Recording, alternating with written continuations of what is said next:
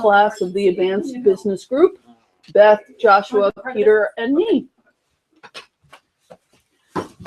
So am I with you? Is that how we got divvied up? Sure. Okay. Sounds good.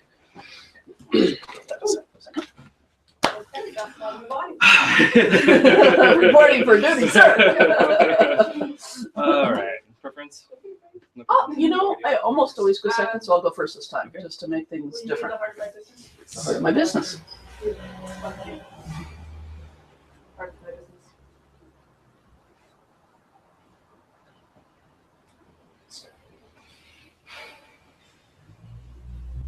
Hello. Part of my business is wearing a very cool t-shirt. I see. It's nice. I don't always It's good to see go you. right in on the heart of my business. I'm often somewhere else, but I'm It was kind of interesting to see you kind of like be all internal and quiet for a little bit I'm having trouble just like. before you opened your eyes. Hmm. I've never seen the heart of my business do that before. Could have been me just really. Yeah, my attention is. I assume it's the So wrong. sure. Yeah. Yeah. Like the heart of my business has an internal life. It's interesting. I just got a new client today. Another one's coming in. Maybe a third. It's like That sense of like trying to- wanting to hold on to these balloons. show up. You know, like I haven't quite Completely found weird. it. Everyone kind of. That's The really agreements. describe Yeah. that. I mean, some people have paid me money, but then it's like And I feel very present. I need to like do sort of this finishing. And I'm making meaning out of having attention here, which is there's something like, you know, you're cool. Pretty cool too. So just as a little experiment, I'm gonna think of a thing I've got going on in my life and see if anything changes for you, and just give me a sense. Sure. Shop or whatever, you know, she's like way out of her body. So it's happening right now. What have you noticed? Any change or it stays the same? So there's a lot of It's that not the same. happening, and Maybe It's okay. a little. I'm okay with it because it's part of the process of helping authors go Guess I'm a from where they little, are to where distracted. they want to be is helping them. Feeling a little like part of me's being pulled out of the back. Yeah. Physicalness. Wow, just. Actually, you know what I'm gonna do? Just Just real briefly, I'm just gonna bring a card for it into the space. Okay. Because Yeah, letting people anchor in that. It's something I'm considering doing, and it will impact us, and I'm trying to be discerning. So that the agreements are still getting formed, you know. There's sort of this multi-step process that happens with some. Check this stuff, check this stuff. Okay, boom. So it feels like I'm It's bringing funny. It's like people in. if part of it feels better, but I And you have feel someone who's a squinty and maybe. So she gets a maybe spot, you know. not sure what to do with it. And I hardly slept last night. I seem to be looking a lot of other places. And the part that feels better, how would you articulate that? A sense of reading up on her and realizing. when you put the card in, it felt slightly better than when you were thinking about it. Right. And Alright, I'm Felt feel like like a much little more bit here now. And uh, what's interesting is like I'm still. pressure relieved off of here. Okay. Just a little bit. It's still Well, I'm like. And very briefly, we'll go into yours. Could you just two look at each other as if that one was a representative looking at you, and just tell me what Very happens? good. Yeah, yeah, I'm okay with the because I just I acknowledge that feel the a softening, author says kind of like a, I walk in about okay. 15 different worlds concurrently as a novelist with my husband, with my clients. There's no real strong It's emotional charge, more It's like walking into one room. subtle it's a world, acceptance, walking just into kind another of room, it's like, a new world, and so it's like this intense Okay. sense of multiple worlds occurring all at the same time. And Okay. it's- Thank you. Thank you. Okay, The life of the we'll creator. step out of that. Start okay. But it's your constellation. My constellation, I don't know. I was just checking in with the heart mark. Oh, yeah. I could like do a full open mouth kiss on you right now. I adore you so much.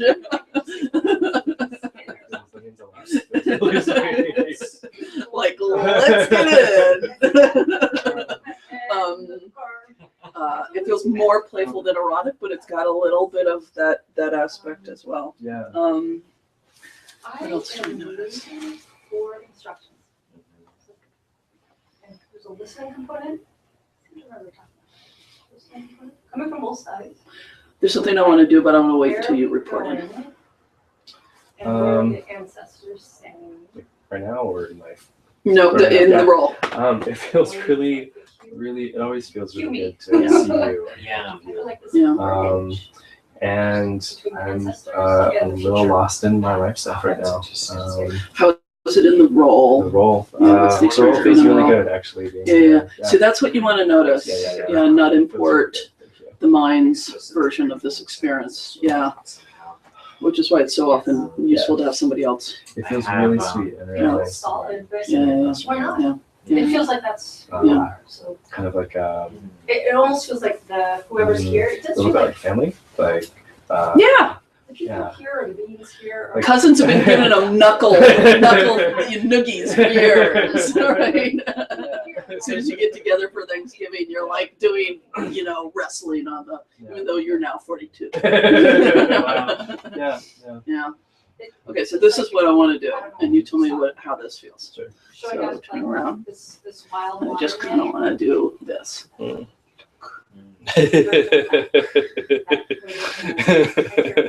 That's pretty good. Pretty stuff. And I almost kind of want to take your head and go, dude, look. Okay. And then once you get kind of used to that, it's like, Yeah. we'll just look together, we'll get this stuff, Yeah. pay attention on. Is that where you're These going? cool things. This is what they're like waiting for you. Like, That's why is really that? good. It's like, it's almost like it's more useful instead of you looking at me, is for us to look in the same direction together Yeah. at all this open space. If I were to do a project at Burning Man, it should be Yeah. You might just feel that K of that Mhm. and notice where that lines up in your actual trying to do stuff in the business, and when it feels more like turn around and do the compare and contrast of having to look here, which is good, but Yeah. my experience is like this could just be you and me forever. Yeah. Like, I love you, you love me. We're never gonna leave the bed or ever have a Thai meal, Yeah. or it'll be really great, but we'll eventually starve. Yeah. So, and just compare those Ks. I mean, the other one isn't a bad K, but it's, This one is much more open. Really, I am like. and I feel for some reason, it's like, this could have played out you doing this to me, right? The practitioner directing the business to all this space. For some reason, it feels like it's coming from the business. Wants, invite people in. Yeah. Yeah. Knucklehead. Yeah. That kind of thing. So, Which is weird because it's like. No, I don't think so. okay, good. Thank you. We're done over here, guys, whenever you're ready. Whoever wants to respond to It is heartening when every time I kind of hang out with the heart of my business. There's Yeah, laughter describe and your It's, support. our last coaching call, we laid it wide open for the possibility this wasn't your thing. Yeah. We got a little brave about it and let ourselves I've got consider some it. interesting things to share. Yeah, so, and it just came right back to the same message. Yeah. Your party. Yeah. You're committed to wholeness, which seems to be your thing these days. It seems like for right now, this is part of it. Happy constellation! Okay, we're gonna do the same thing we've been doing, so pull out your phones to time each other. Does anyone have some paper I can borrow? Sure. I misplaced my little Actually, notebook that I these used are- for class. Just got me not happy. Here you go. Thanks. Who would like to share first? I'll share first. How about that? So same as always, the pattern of what's been going well, the pattern of what's been going not so well, any insight from the Heart of Business exercise, and then any questions or anything. So the pattern of what's been going well, I think things in the business are continue to go just fine. I did a huge push in the summer for getting early enrollees for the upcoming program, and that went really well, as I reported last time. And after that, I stopped trying. Oh. So I'm like, Leslie, you've got to get on this. You can't just like. That's the problem when you have milestones. There can sometimes be like, whew, that was a lot of work. So I'm not worried about it. I got one more enrollment, but still, I would like, I have 3 more on the fence, and I want to make sure I really follow up with them. And I would really like no fewer than 10. That would be awesome to double the original one. Would be great. So everything else is I'm 5 pages of my new website redesign done. Yay! Huge. I think I have a website designer I really like who's going to do a really good hand-holding collaborative effort for what I consider a reasonable price, considering that I was talking to people who were quoting $6,000. Who's timing me, by the way? I am. Oh, you, What would you Peter is. So that feels like a really big deal. I've hired a professional CPA. And so that's a financial, one of the things you do when you're building your business is what do I really need to spend money on and what do I not need to spend money on right now? Yes, you really do need website hosting. Do I actually need for right now a bookkeeper? So I'm always reluctant to, I'm making more money. I want to fucking keep it. But my coach saw I got referred by a friend, really good people, and when he looked at the package, he says, this looks like a really good deal. So if you felt good to talk to them, it makes sense. And they're local. And the package includes basically infinite consulting. Wow. So really, I assume within reason, but whenever I have a tax or a finance question, I can get on the phone for them. I might want that as a referral. It's $200 a month for a full bookkeeping package, total stem to stern bookkeeping package, That's awesome. including all the consulting. So, that's an awfully good deal. It is. So that's going good. I don't have anything really bad, what's not working well. I want to let you know there's an exciting thing going on that I really need to bring discernment to, and I brought it into the constellation, which is that I've been, the last 2 times around, I've been on the planning team for the U.S. Constellations Conference, and that's been a lot of fun. It's been very life-giving. And there is an outside chance I may be considered for co-director of the whole conference. Oh, that'd be awesome. Which the constellations community, as you can imagine, is interpersonal silliness. It would be a lot of work. It really means not like if I'm going to do the Camino, it's not going to happen until after next October. Can I continue to build my business and do this co-director position? I really need to get hard-ass honest with myself and the ways in which the seductions of ego are partly involved in wanting to say yes. But the fact that it's come to this place is very heartening. Dan Booth Cohen is he's one of the head honchos, a big supporter of mine. And he really, really thinks that I have kind of the interpersonal skills as well as the organizational skills to play a really positive role. And that means a lot to me. Given what unfolded in NLP Marin, where I got a fairly different sort of feedback. Right. And it would be very big. It would probably change a lot of things in my life to do this and have that kind of visibility, even though my niche isn't specifically family constellations anymore. So I'm really trying to do some discernment around it and really be honest with myself about what feels like calling and what feels like what Cameron and I are beginning to call seductions. So there's that. And then the other thing, just to let you all know, is that I've had some more unfolding with NLP Marin, and I've ended my affiliation with NLP Marin. Okay. Completely. There's some things going on that I found out about. There just are not adequate professional ethics boundaries going on in the organization in certain ways. So And I don't intend to enroll anybody else in my drama around that. Okay. But that's not a minor deal Yeah. for me. C'est moi. Okay. I know my 5 minutes are done, but any quick questions or comments? I just want to underscore that one of your unique selling points and why I love working with you is your constellation perspective. Yeah. I was going to say the way that you integrate constellations into all the work that we do is Yeah. like the primary driver for me. Yeah. Yeah. Primary for me to be here. It's really interesting. Absolutely. It is so, oh my God. I don't know what else to say. It's so, Thank you for saying that. That's really Yeah. helpful. Because my coach right off the bat said, is this really your niche anymore? So that's a really helpful I think reframe. it's foundational. Yeah. I think you filter everything through it.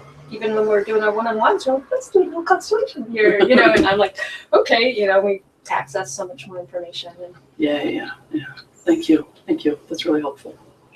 Just by the way, the other piece of feedback he gave me, which I really, really appreciated, I've been on this planning team for a little while, and I just have an instinct to, when something's starting to bobble or not work, to say, okay, systemically, what's going on here? What's the order of love we're violating that's now making for some agitation in the system? And he said, a lot of people don't know, they do constellations, but they can't integrate it with actual organizational work. Mhm. It's like the people who do NLP one-on-one, but if they were on a committee, they wouldn't use any of their NLP. It Right. wouldn't occur to them, Yeah. or in their relationships or whatever.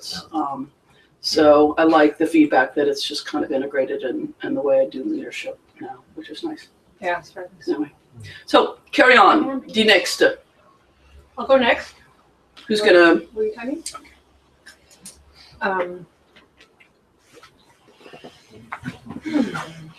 I could not sleep last night.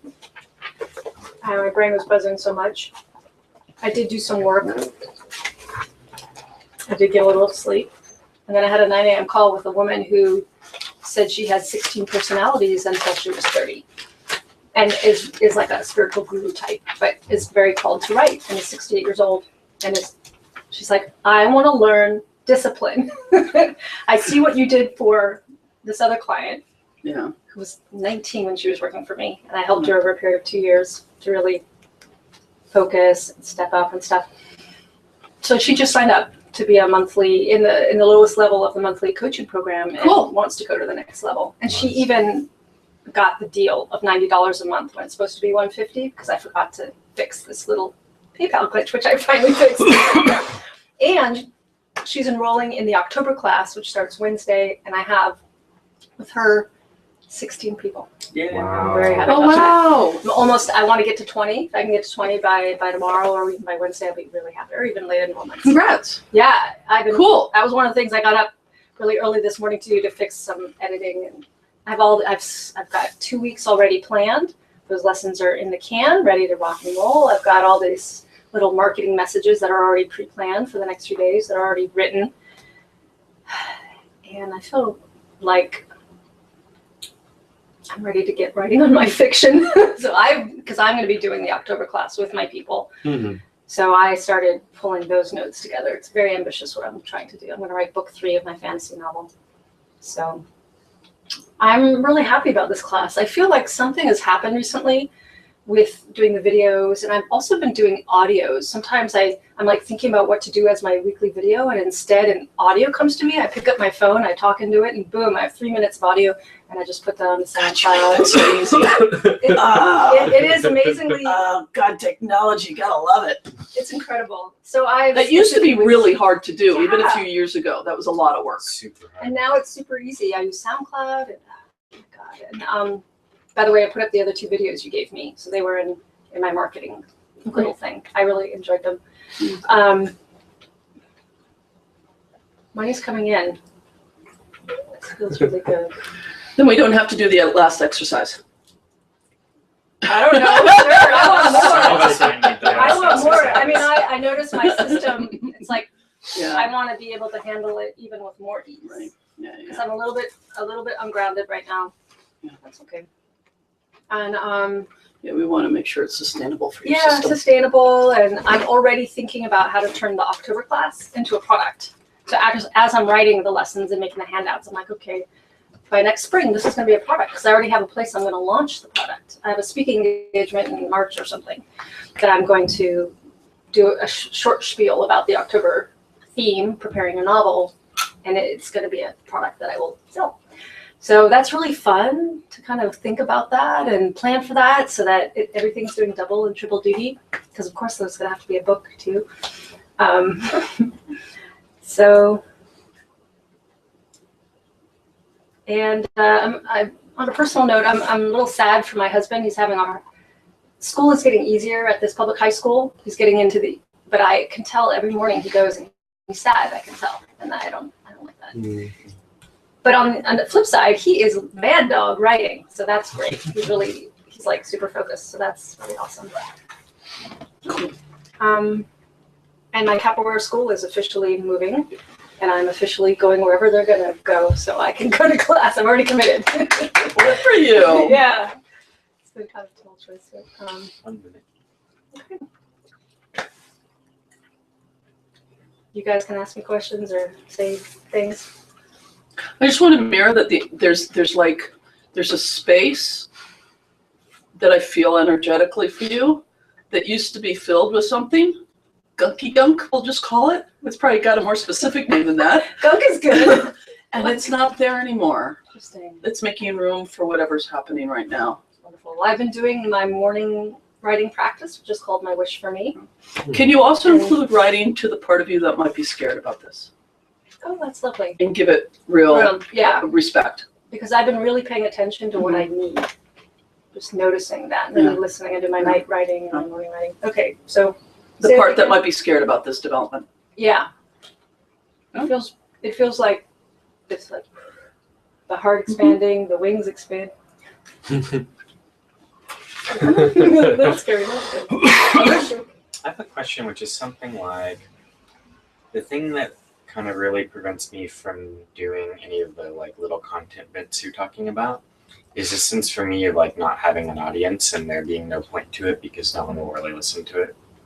And I'm just wondering, like, is that a chicken and egg problem? How did you get this audience? I said, hey, writer friends, what is your question right now about blah, blah, blah? Mm, That one thing, one person answering me, great, I'll write a post on that. right. That's a good idea. I mean, you have a huge Facebook, Just tribe, even though it's not a business tribe yet. And the teachery question that I was given by coaches is, what is your burning question about the theme?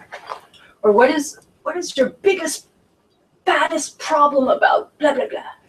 And I'm now just kind of answering that even to colleagues, just to hear what they got to say. Oh, I really get tripped up on my editing. And I stopped writing my first draft because my editing and I want to edit. Or I hate marketing or whatever. And then I'm like, ooh. And then I can write something about that. You'll download the answer. Here's my little piece of wisdom for you. That's awesome. And then because they were already wondering, of course, they're motivated to read it or listen or whatever. And then- Social activists, what is your biggest difficulty with the identity of being a social activist? Yeah. What's the thing you hate most about social activism, or the thing that you love or have a love-hate relationship with, or something like that? That's a great question. Or whatever language, I don't know. I use the language of social activists. I don't know what the phrase is for your people. It's TBD. Mhm. I'm still figuring that out. Nice thing about social activists is it's established identity. But you can be open-ended. Hey guys, what is your biggest burning problem today? Mm. Your peeps already have their interests and concerns. They're gonna. If I ask that on my Facebook wall, 90% of my people are writers. They're gonna tell me their writerly concerns. That's a good point. So you can just even see what the zeitgeist is. Joshua does attract around him those people who want to change the world. I wonder what. I want to see this. I want to see this. Tag me or something. I want to see this happening. Okay. I want to peek. And you can tell him your biggest problem is editing, and he'll come up with an audio for it. My biggest problem is I don't have time to go on a march. I'm creating novels. On marches. Done. Did you have anything you wanted to say to her? No, just feeling the joy and happiness around 16 for some reason. Like that number feels really. Oh, It's it just does. really It feels in my class. Yeah, it feels it's good. lovely. It feels substantial. And, Totally. yeah, and I have to say, I'm attracting people who are like, I'm looking for information out there around how to market, but there's nothing out there for novelists. Everyone is talking about how to market nonfiction. And I'm like, yep, it's different. That was my conversation today. Nice. That's interesting. So people are out there looking for this and not finding it. There is a lot of information, but the way it's marketed to nonfiction. I see. And I am pissed as hell at some of these experts who talk as if they know how to help novelists, but they're not novelists themselves. Their credibility just tanks in my eyes. Okay, Okay. next. I couldn't find somebody. Lads. Boys, gentlemen. First one to blink has to go. And whoever goes next is using up some of their time already. I'll go. Okay. Are you timing either? Cool. So what's going well? I finally feel like I came back from Burning Man and I've been in this kind of place of like almost like waiting or like I don't know. It's been really weird since coming back and just finally after our coaching call, feeling good about like feeling like I have a direction for things or like I don't know. It feels a little clearer. Letting go of queer body. And spending my time focusing on NLP practice around the niche I really like of whatever they're called. Awesome people. And spending the time I was spending on queer body, working on my website project, which is in a good direction. Getting ready to launch a survey of massage therapists. And that question is the main question: what is your biggest challenge? And things are just shifting in good ways. So, okay, great. And I got into some more action, like even just today, while sitting, having some food. I have a whole bunch of people to do niche interviews with that I had put off back in April. And I emailed them all again and said, hey, remember we were going to do this? I had to put that on pause, but I'm unpausing it. Are you still up for it? And here's some dates and times if any of them work for you. So I have like 6 people that are like Awesome. nonprofit workers, or Awesome. one of them owns an organic baby food company that are just like there to follow Yeah. up with. Half of NLP Marin. And I read your niche document. The thing that was clear to me is that I have to do these niche interviews before I can even attempt Okay. to do that. That's fine. Because I just don't. I'm not clear yet. So That's getting fine. the information from the people who have it. That That's makes what. sense. Was that's it what useful sounds- though to read through that to begin to get a Yeah. sense for the structure for it? Yeah, absolutely. Okay. I'm sharing, and I think I shared it with you. Did I? I didn't share it with you because it's not where you're at, but I can share with you guys. I rewrote recently because I'm re-niching my whole client-focused story, which is what Heart of Business calls it. And I'm actually using it as a teaching tool for a lot of different clients right now. Love to see So I'll send it off. Please. And the heart of my business was amazing today, because so as she was talking as the heart of my business, all of these, that was a very verbal heart. Which is great. You have a novelist writer representing the heart of your business. And it was just like all of these elements were coming through that may have seemed disparate to you, but to me they were like, right? To me it was like, oh yeah, that, oh yeah, that, oh yeah, that.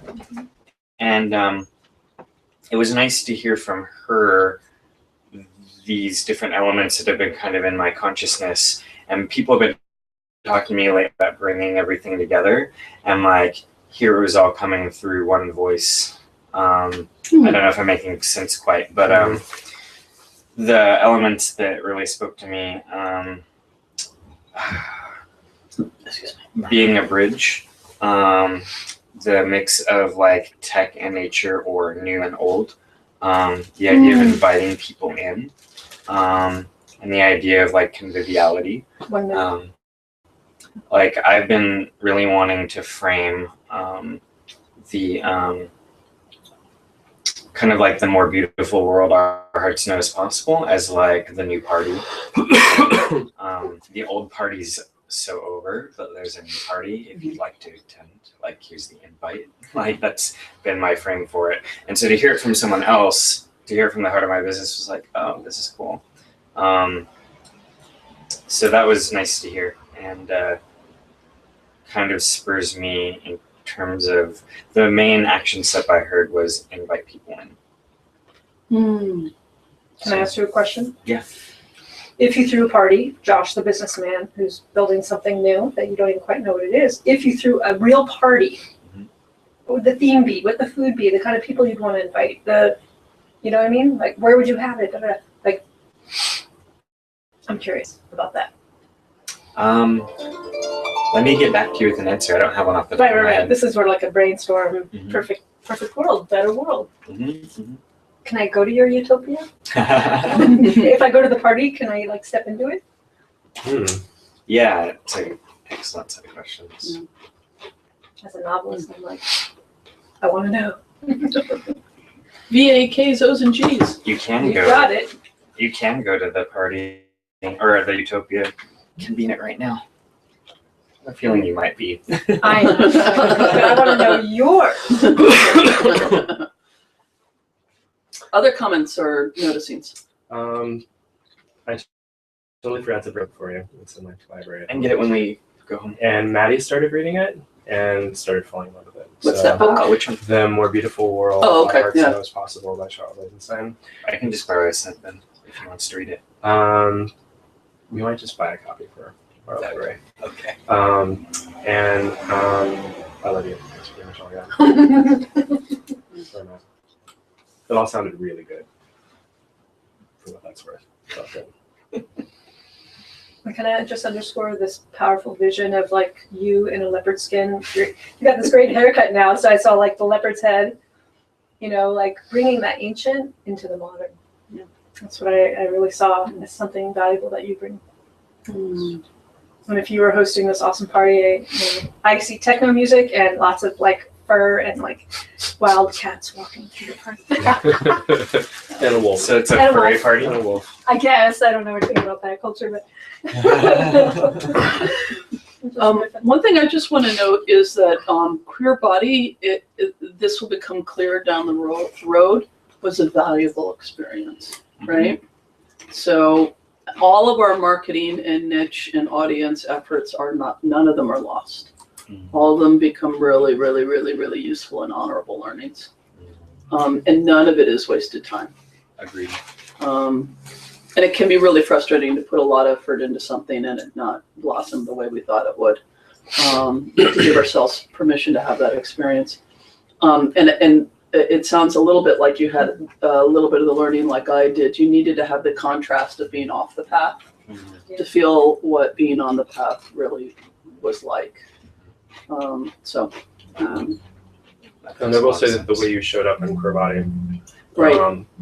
Being a participant, was really interesting to sort of watch you grow and shift and learn and play in that space. And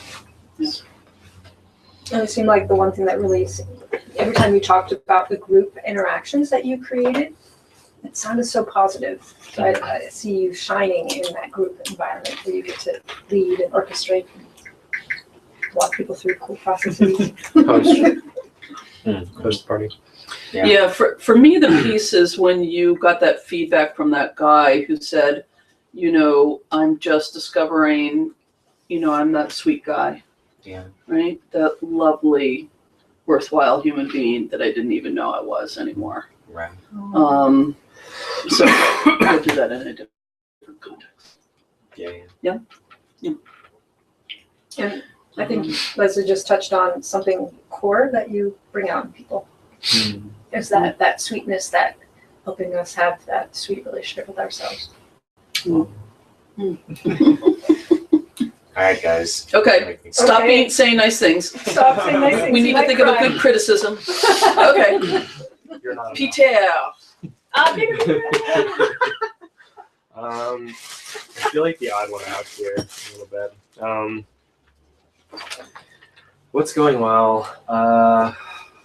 There are actually some things that come out looking well, and That was so edged.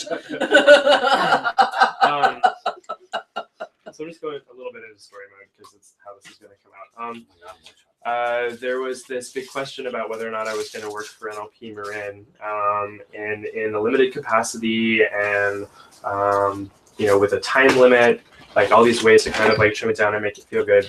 And then I go into NLP Marin on Tuesday and actually have the conversation with Janet and feel kind of weird about where I'm at and do a couple of tarot card reads. And every single tarot card read I've done around NLP Marin has come out looking awful. So I finally made the decision to not do a paid relationship with NLP Marin, which means in 20 hours I will be no longer working for them in any capacity. Wow. And that feels so much better.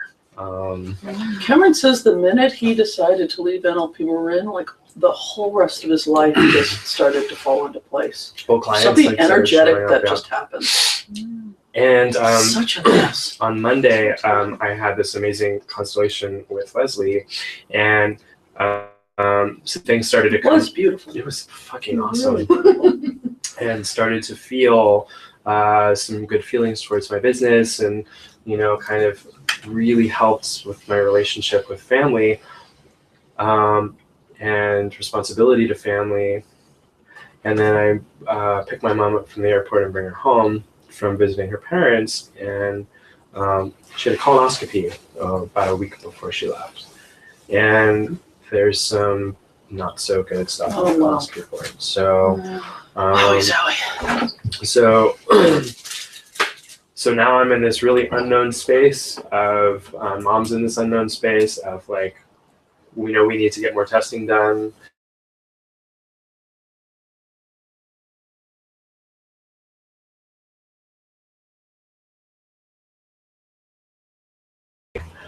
And I don't know what that means. So I am kind of in a really preoccupied place with my mom, and yet this still feels probably, I feel better about it than I probably would have before the constellation. But it's like, we got kind of clear that like I haven't made a decision on really like putting on business versus work for money, and that feels good, although that doesn't seem to be quite so great. Although Cameron did offer me an opportunity to work with him. Oh, really? With the salon? I'm not sure yet. Doing some of the organizational, operational stuff that I know. So that actually feels a lot better. Oh, it's not your mom. And my mom is in Santa Rosa. Oh, wow. And I'm like still trying not to beat myself up over whether I'm doing what I'm supposed to do for my business. Financially, I'm in a weird place right now. And yeah, I feel like I'm crawling around in the fog and waiting for like something to fucking show up a little bit. So that's a mix of good and confusing and not so great.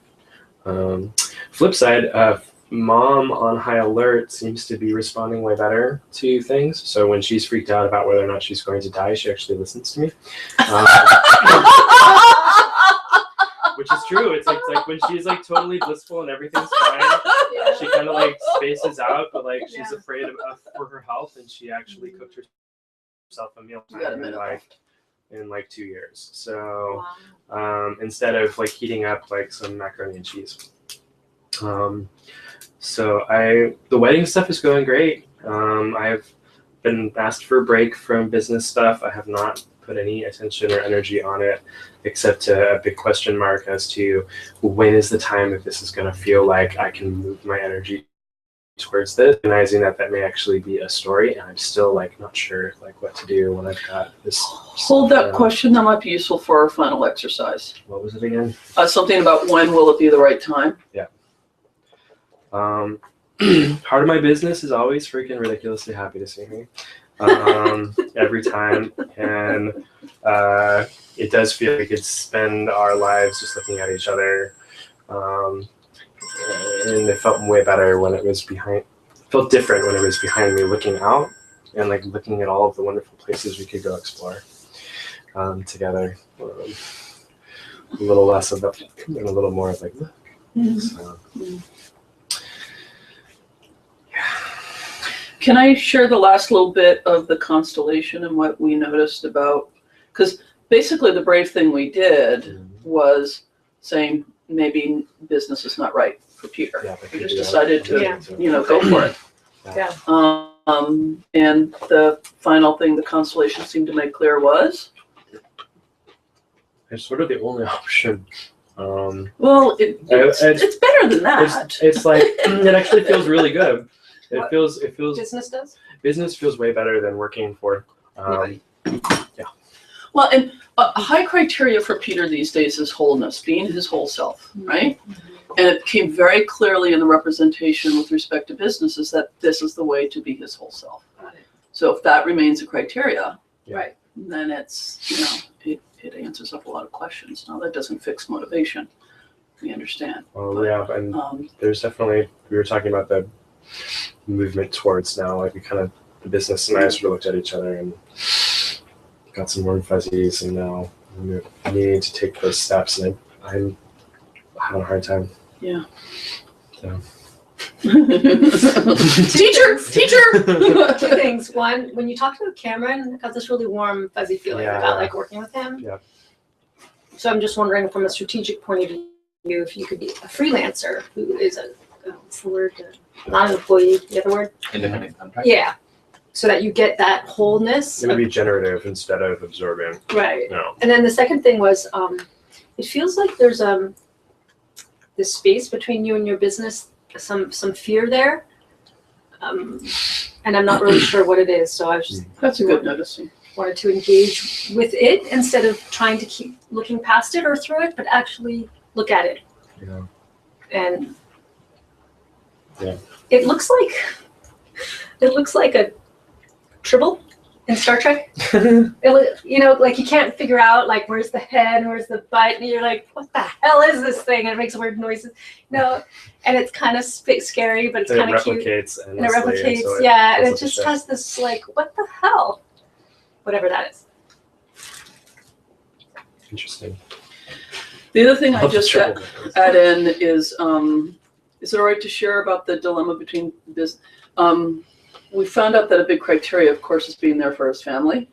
And in his conscious belief system, is there room for business and family? Yeah.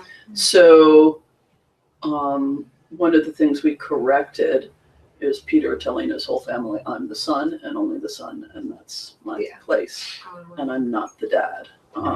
So I just invite you to continue to repeat this now that your mom's doing this whole sick thing. Yeah. What does it mean to care for your mom and be for her, but be the son and not the husband? Because it feels a little bit like the system trying to re-enroll you. Mm. Yeah. Again, we come back to that word seduction, right?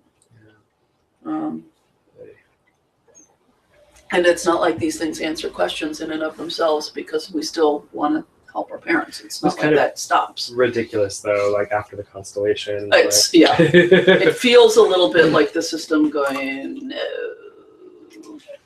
Or it might be an appropriate challenge for you to reinforce the change. Other things? Well, just to follow up on that, there's that notion that Carl would say that things keep going until they finish. Right, yeah. And it finishes when we say, I'm the little one and you're the big one. I mean, I have that in my family. My father keeps trying to enroll me as his wife since I was little.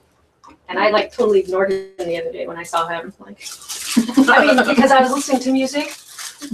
He was trying to talk to me while the music was playing. Like, it just, whatever. I will We'll have your dad meet his mom. Yes. He will talk her ear off. It would be great if she had someone to hang out with. That would be awesome. My father is a good companion in that very light social way. As long as you don't expect him to meet your needs too Or much. even listen to you. I love Beth's father, but he's in his world right now. He's really in his world. Yes. So okay. Okay. Yay, everybody. Well done. So very brief conversation. Beth rose the question of wanting yeah. us to talk about partnering. Yes. And I thought that with that, we would just do a little bit of group maintenance. Is there anything we need to talk about? We're sort of 4/5. We only have one more class That's what I after wanted this. to check in with you when But that several was. of you have a bunch of sessions left. So at any rate, speak thereof of partnering, Beth. Oh, yes. I was gonna say I have not done a single partner call this entire Will you thing. please initiate? Well, we've also gone off the schedule. Like we had the schedule, and now Let's there's no just more hit schedule. the restart button. I would be helpful to put it in my calendar Yeah, because an email. What didn't get does it. everyone have their calendars right I now? do. Let's make next That's what I was week's. gonna say. Actually, Yeah. let's make the next 2 or 3 weeks. That would be very helpful. Because I kind of feel it, because of the different structure of this group, Right. I kind of have been feeling very disconnected Yeah. from the Yeah. group. Yeah, it's every 3 weeks rather than every 2 Yeah. weeks. Yeah. And I kind of miss Yeah. So who's up for this week? How about you two? Since Beth Yeah. is really hungry for it. I want to And talk to Josh will have a week off because everybody gets a week off. Um, Or is there somebody who wants 2? Beth, do you want 2 calls this week? No. No. I got- Look at that I got- face. I got a mastermind all day Thursday and Friday with my creative cohorts. I'm going to be up to here with like input. I might be able to do Wednesday. Yeah, Wednesday's my only opening after tomorrow. Half an hour or an hour? I can't remember what we do. Like an hour? I think we did an hour with 30 minute. Okay, can we do like between 11 and 12? Perfect. Oh my Ding, God. ding, ding, You ding. said the right time. Yeah, I'm looking. Let me just email I'm gonna myself. check this because it's a little funny noise. I want to make sure it's still recording. Live, you seems to be okay. So It's just a call from the universe. I'm going to email you as well. Okay. A little reminder to us. So, Okay, the next week, shall it be Beth and Josh? And then Beth has a week off. Okay. That's the week of October 6th. Mm-hmm. Any particular days work better for you?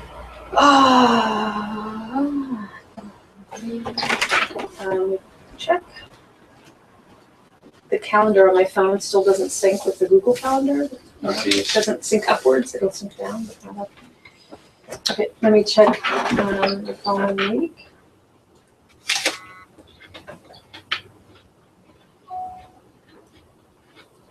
How is Monday?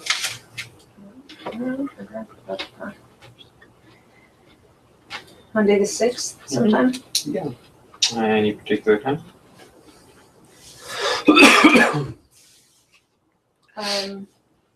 Let's do 3:30, Okay. October 6th. And then you get ready for the next week For Josh and I. with Josh. And then this is good. We'll just do this the next time too. Yeah, that's nice. I really appreciate that. Take 5 minutes to do this. God, that's right before the wedding. When is your wedding? The 19th. Ooh. Do you need to not do it that week? It'll be fine. Okay. It'll be as fine as anything 3:30, else. I just had a client call me up to marry her daughter. Well, that's cool. Potentially. Or often. We'll see. Do you want to do Tuesday the 14th? I may still be working at NLP Marin on that point. How's Thursday the 16th? Or Yep. Okay. You do like afternoon? I can do.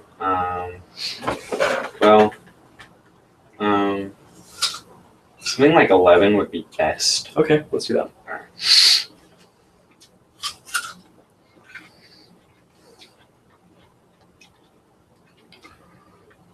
And then our next meeting is not the same. It's The a different Wednesday. pattern.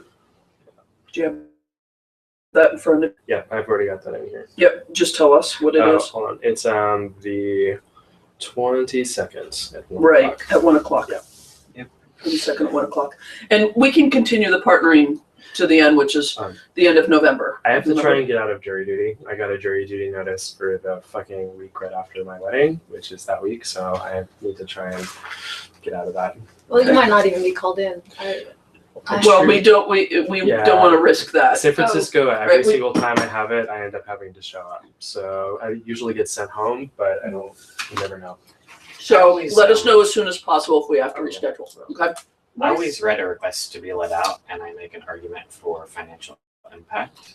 And since you are not other employed at the moment, you might be able to successfully do that. I could just ask for a postponement. That too. Which fine. Care of sick mother, blah, blah, blah. When is the official end of this course? I think we since it started like on July 28th, it's November 28th. Okay, So you have until, and okay. obviously practically speaking, it's right before Thanksgiving. Right. Because no one's gonna want to work on their business eating turkey or whatever you do. It's really one But more. basically the end of November. One more minute after these. Okay, so we get one-on-ones with you also, October and in November as well? Well, you have 8 sessions to use by the end. Okay, And try not to, shove 3 in the last week, because that will make me cranky. make me tricky too. Yeah, I've been doing like 2 a month. I think Beginning of the Yeah, I month. have to. you two are on pattern. Joshua Okay. knows he's fine. Yeah, Josh. A little public shaming helps with discipline on occasion, appropriately done. So one more piece of housekeeping question Right. that I had is, what's next? You can't just drop us, Leslie. Come on.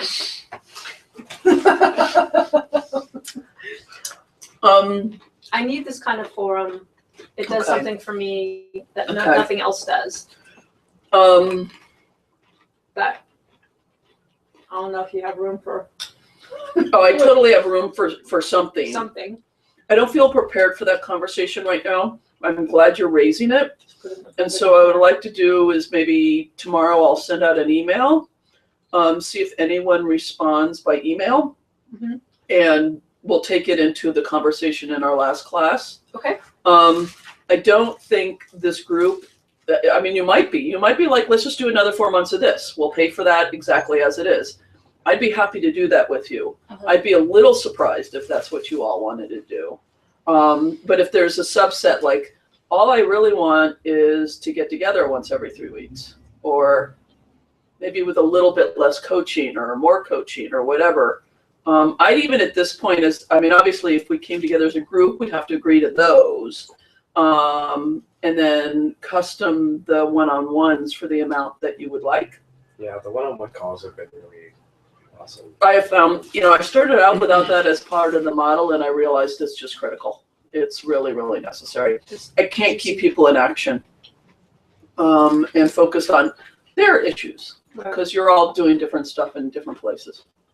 I had someone who wanted to do my 6-month one-on-one, and I actually sent them into the group program, because I think the combination of the group and the one-on-one is the magic spot. I really, really feel that way. So I'm a little bit, I like our group. I like the intimacy of it. I'm used to that, but I know you have a new group starting. And is that similar format or it's different or?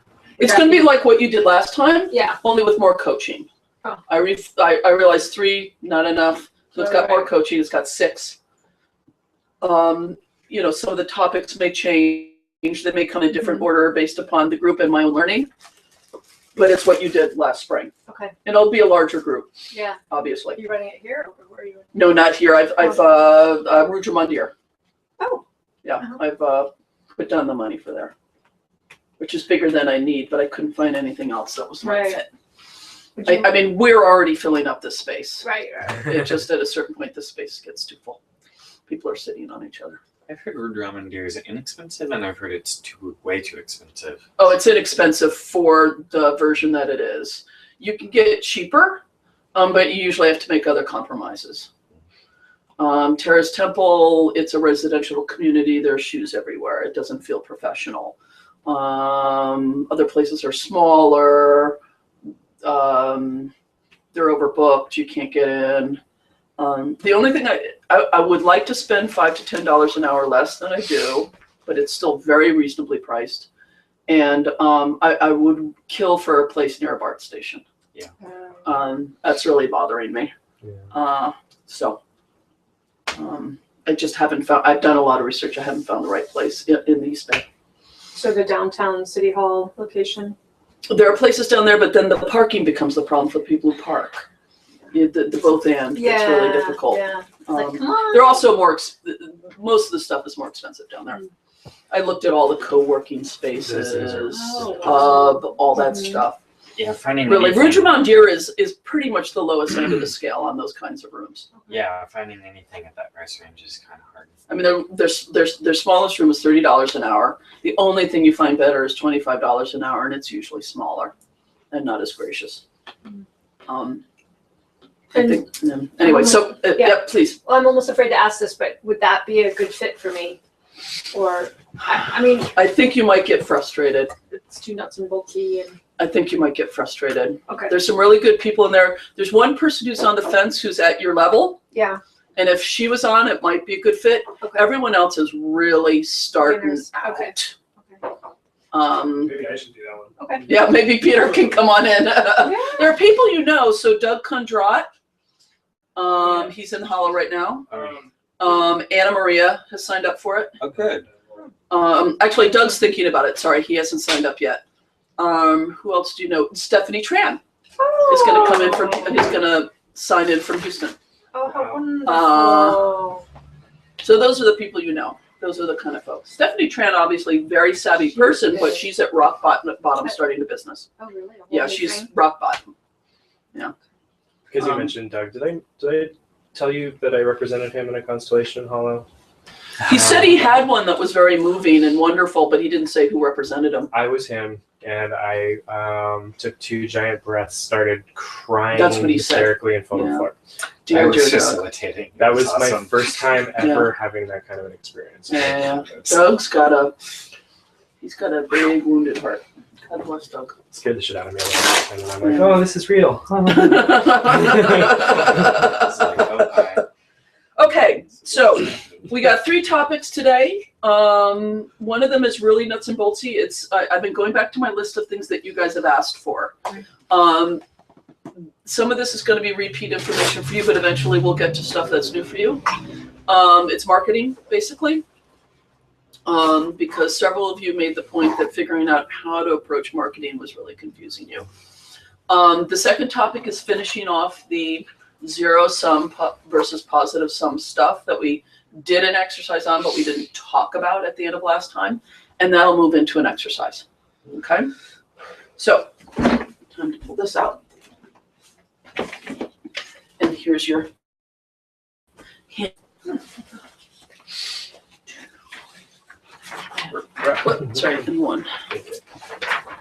So, instead of having to make you guys make notes, I've basically written it all up. This our niche-like thing. Yeah. Well, that's just something I've come to, is that a niche isn't necessary, but a niche-like thing is. I like the sound of it. Being niche-ish. Basically, you've got to be able to know what it is that you're up to and be able to say it in some coherent kind of way so that people can identify themselves. You can't just say, I do NLP and I help people. You can, but It's not gonna get you very far. Okay, so this is the first thing. It makes, until you do this, I really, there's not much need for a marketing plan, as you're saying, until you have a niche or niche-y thing. Niche or niche-y thing. And I'll just remind you of my niche-y thing that ran my business for a while. It didn't make it possible for me to really make a lot of money, but I could live on it, okay? Which was, those people, they're heart-based, they're intelligent, and that thing, that painful crap that makes them feel crazy keeps on coming back to them, even though it makes them feel like they're crazy, even though they know they're not, I help them, blah, blah, blah, blah, with that, okay? Now, that's not a niche. I'm gonna be very clear, that's not a niche, but it's niche-ish. Was that a niche thing? That was a niche-y thing. Addiction moving. I mean, it's not a particular demographic, it's not a particular problem. It's kind of a broad, it's painful crap that keeps coming back that makes them feel like they're crazy when they know they're not. You know, it's not exactly the same as depression, anxiety, yeah, right? But it was enough. That created enough, I didn't even need to say that to people. It created enough clarity in my business field to draw people in, yeah? And it gave me a sense of what to do in my marketing and what to write about and stuff like that. Okay, and then this is the really important thing. People go, marketing, oh, I'm gonna have to do the, it's do the stuff, it's, you know, what do you enjoy? Oh my God, I have to tell my authors this all the time.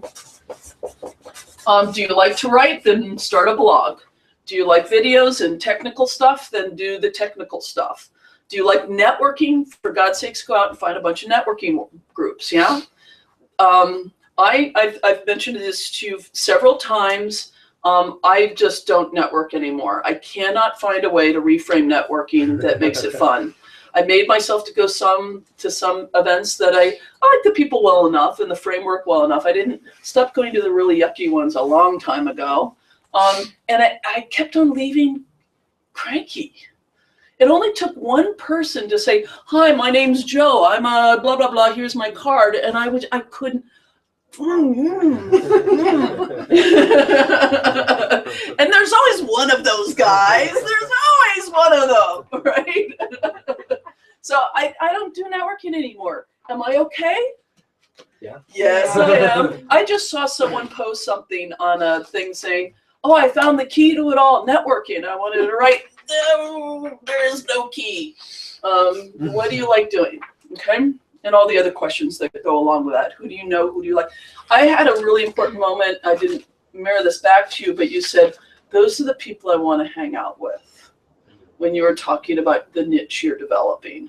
Remember years ago, a guy who was a leader in discernment, usually in the Christian, in the church, people say, what are you good at and what is the need? Those are the questions. And he said, you know, those are good questions, but I think actually a better form of discernment is, who do you like to hang out with? Mm-hmm. Yeah. Okay, so that goes all into number 2. Now, I'm going to put this in brackets. This is turning out to be important to Joshua. I've never done much of it, but I just want to include it as something you might want to do. Okay? You're doing niche interviews. That's research. Okay? I've never done much, and what little I did didn't produce much for me. So it is optional. If you like it and it makes you feel stronger, then by all means do it. It's really important. And it can be extremely useful. In some sense, you're doing research when you say to your friends, what's your main problem with blah, blah, blah, right? And now you know what to put on an audio, right? Absolutely. Now, there are 3 non-negotiables, and I offer up an apology for this because I you don't like to talk in those terms. You know, networking is not required. A blog is not required. These are all optional, but these things are niche or niche-y thing is required.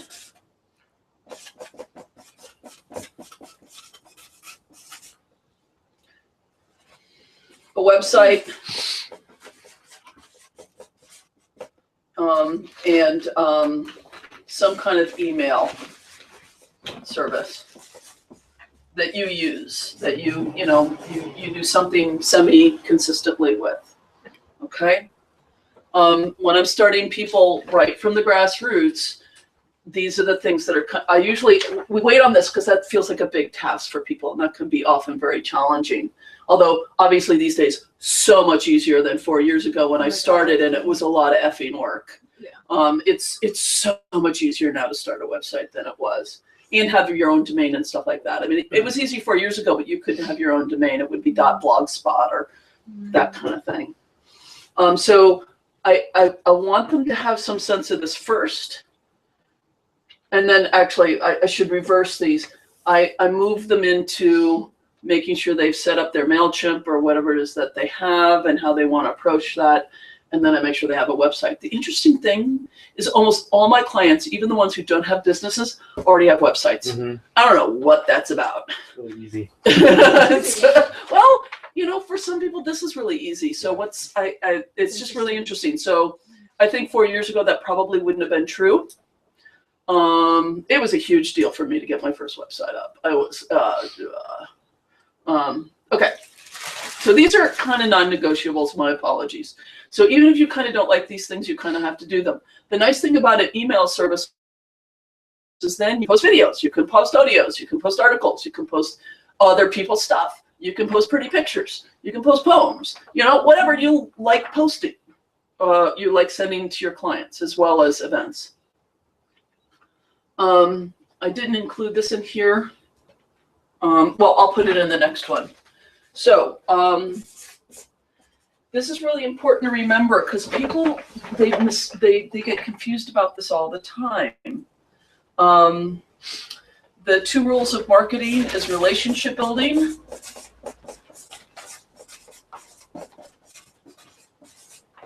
and offering value. Right? That is, it's not about getting someone to give you something. Even though ultimately what you're hoping for is an exchange, right? It's not, if that's what you're marketing with the main stance about, it tends to make the feeling a little odd. Having said that, I was just reading something from Tad Hargrave recently that I loved this piece, and I think it's one of the things I posted on your Facebook group. Something about if you've got something that you really want from your client in this post or sales page or whatever it is, be explicit about it.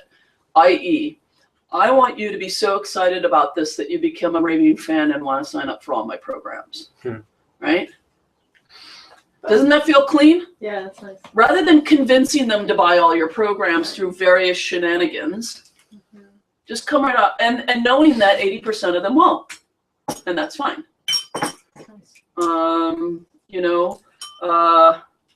Confession. Everyone who's in business, I think, could really get something out of this, and I really want you to join me. That kind of thing. Yeah, that kind of thing. Okay. But even that is the honesty in that communication is in here. It's not about getting them to buy. Can we feel the difference between those? It can feel confusing because we often fall into the other language, and it can take a while to unenculturate us from that kind of marketing language because we see it so much and try and convince people to buy stuff instead of just being clean about what you're offering and making it really compelling. I think the making it compelling is a big learning piece. Oh, sure. And there's best practices. Best practices combined with your authentic personality, right? Those are the and that's why having someone to share a copy with and get really honest responses with is really, really useful. And after a while, you'll get better and better at it and be able to trust your own copy because you've figured out your voice and what's clean.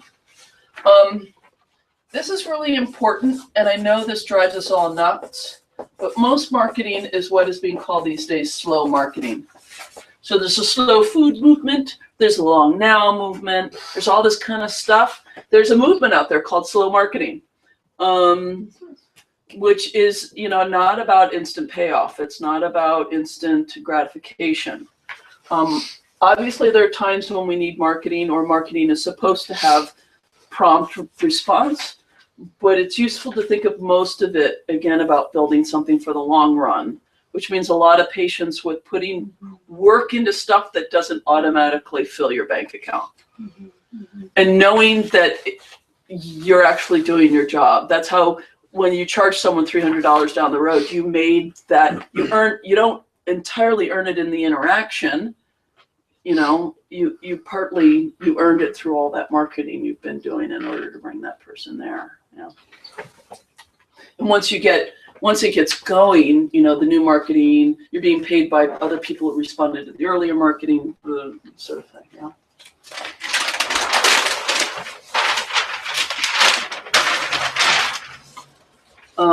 There's slow reading, the slow reading movement. I Yeah, recently heard about reading actual physical print books instead of ebooks. Oh, I'm a slow reader then.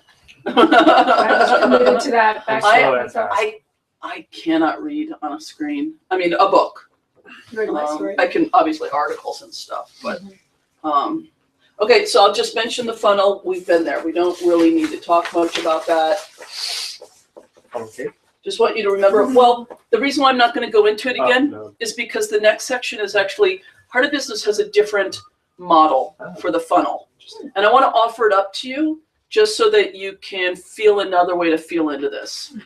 And I like their approach, and I'm not going to write anything down here. I'm just going to write down 3 journeys, and the rest of it's on there. So I'll take you through it, and it's really nice, very congruent with.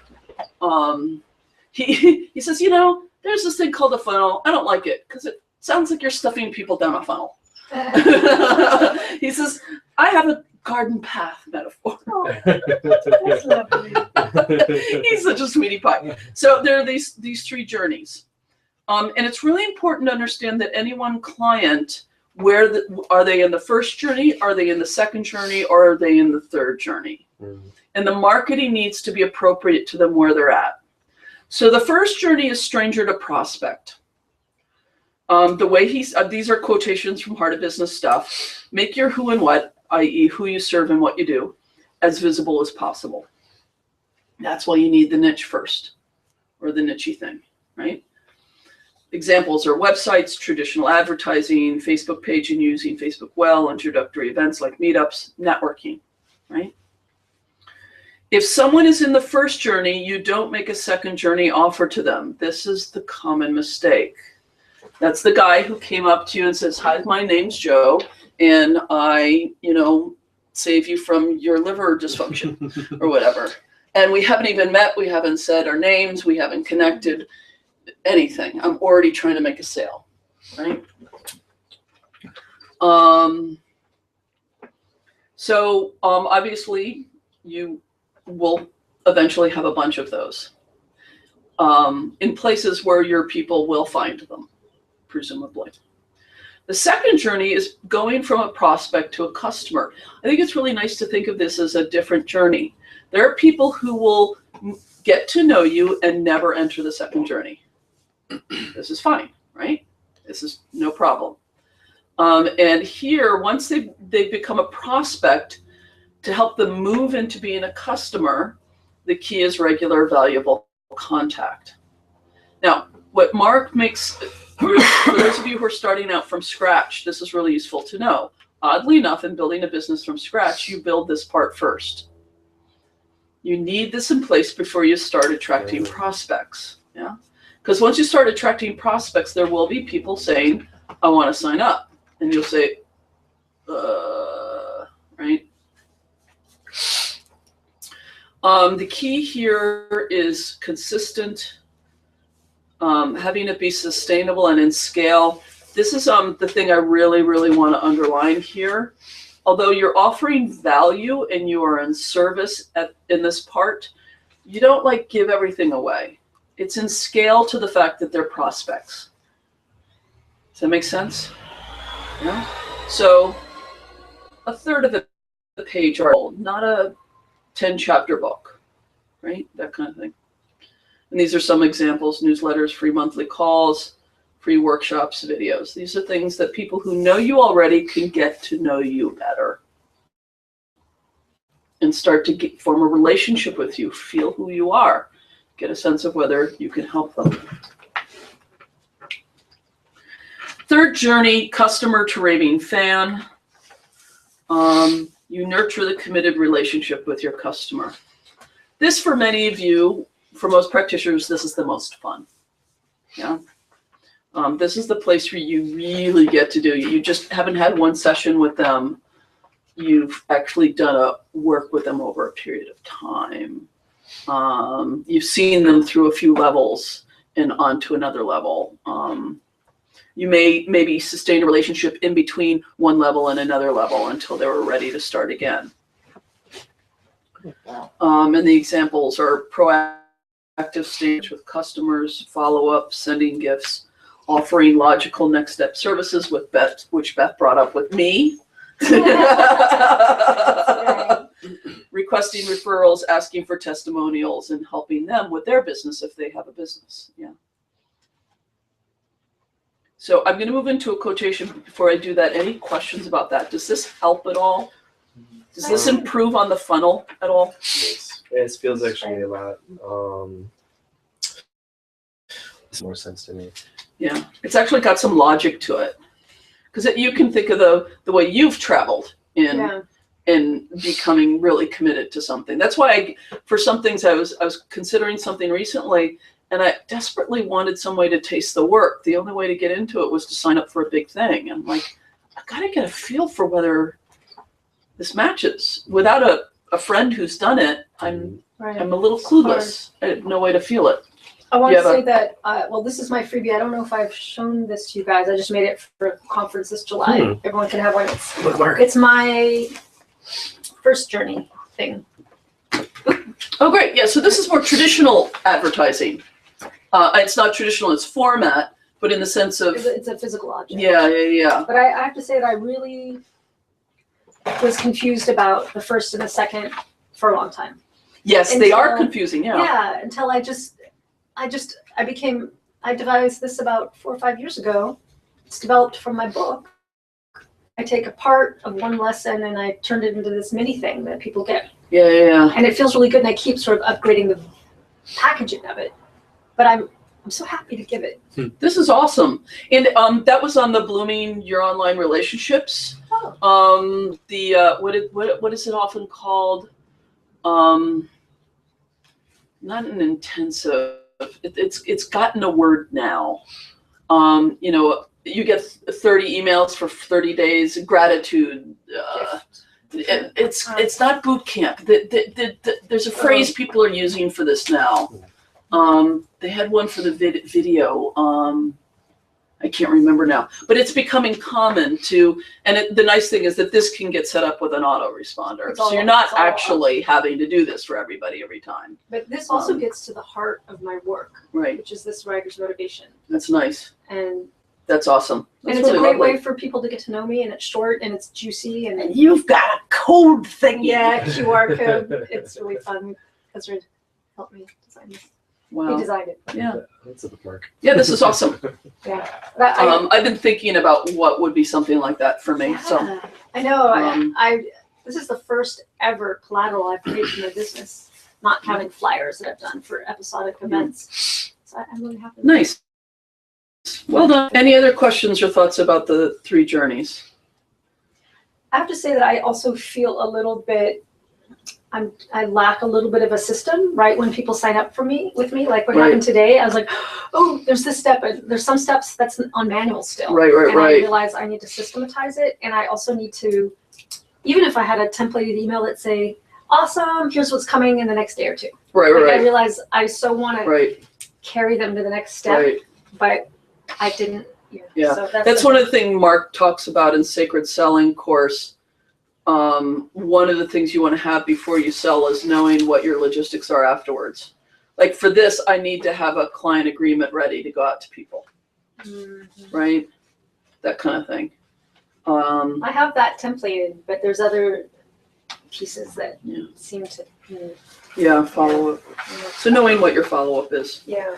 for something. And here's the deal. Oftentimes we do get ahead of ourselves, and that's fine. We'll catch up.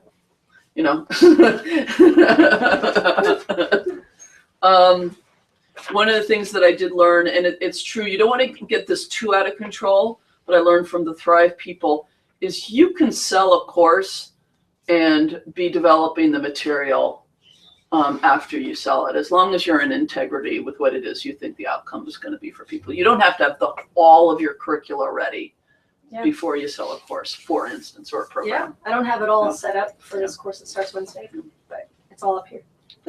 Okay, so I'm going to just offer up this quotation, and this is really, really nice. In the middle of the second journey, there is a sacred moment. Of course, this is the way Mark talks about everything. Marketing is about giving, not taking. Please underline that. Marketing is about giving, not taking. The moment when a prospect becomes a customer is a sacred moment. In the moment of the sale, someone agrees to pay you for your product or service. What happens in that moment? Up until this point, you have been giving selflessly, giving sustainably. I underline sustainably. That's really, really important, because we don't want the tendency of the sort of the selfless in this room get into a place where it's too much. So it's sustainable, giving with value. Your generosity in giving is what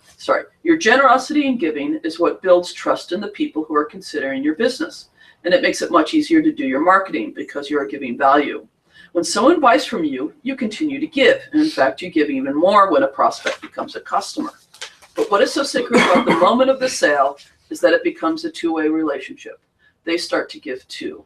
They give money, time, and effort. You never start giving, but you also start to receive, which can be an incredibly touching moment of humility.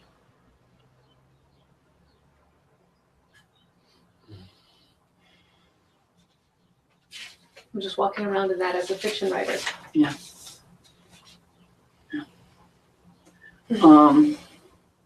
Any thoughts about that? I just wanted to write up a bit of a summary that I think is useful, because there's a lot of data info download on the first 2 pages, and you can now kind of forget about all that, and here's just some simple things. Number 1, when we're marketing, we're only doing a few things at a time. Number 2, we do what's mostly easy, fun, and natural. Number 3, it cannot be overstated. Having a niche or niche-like thing makes this all so much easier. It helps you to know what to do rather than it being some insolvable puzzle. It becomes more and more logical who to reach out to and how to do that. And that pulls you forward naturally. Without it, it's a crapshoot and can be a source of discouragement. We start building the second journey, then we create our first journey. And then as we get clients, we start to create the third journey. Only somewhat mature businesses are doing all 3 at once. And even then, we still only focus on a few at a time. We're never doing everything at once. All this will change over time as your business becomes more and more itself. It's a discovery process. I promise in future years, you will wince when you remember some of the marketing you did. That's okay. It's important to get started. From starting, you learn, you find greater alignment, you adjust, you succeed. Okay.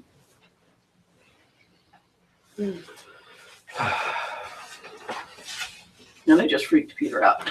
No.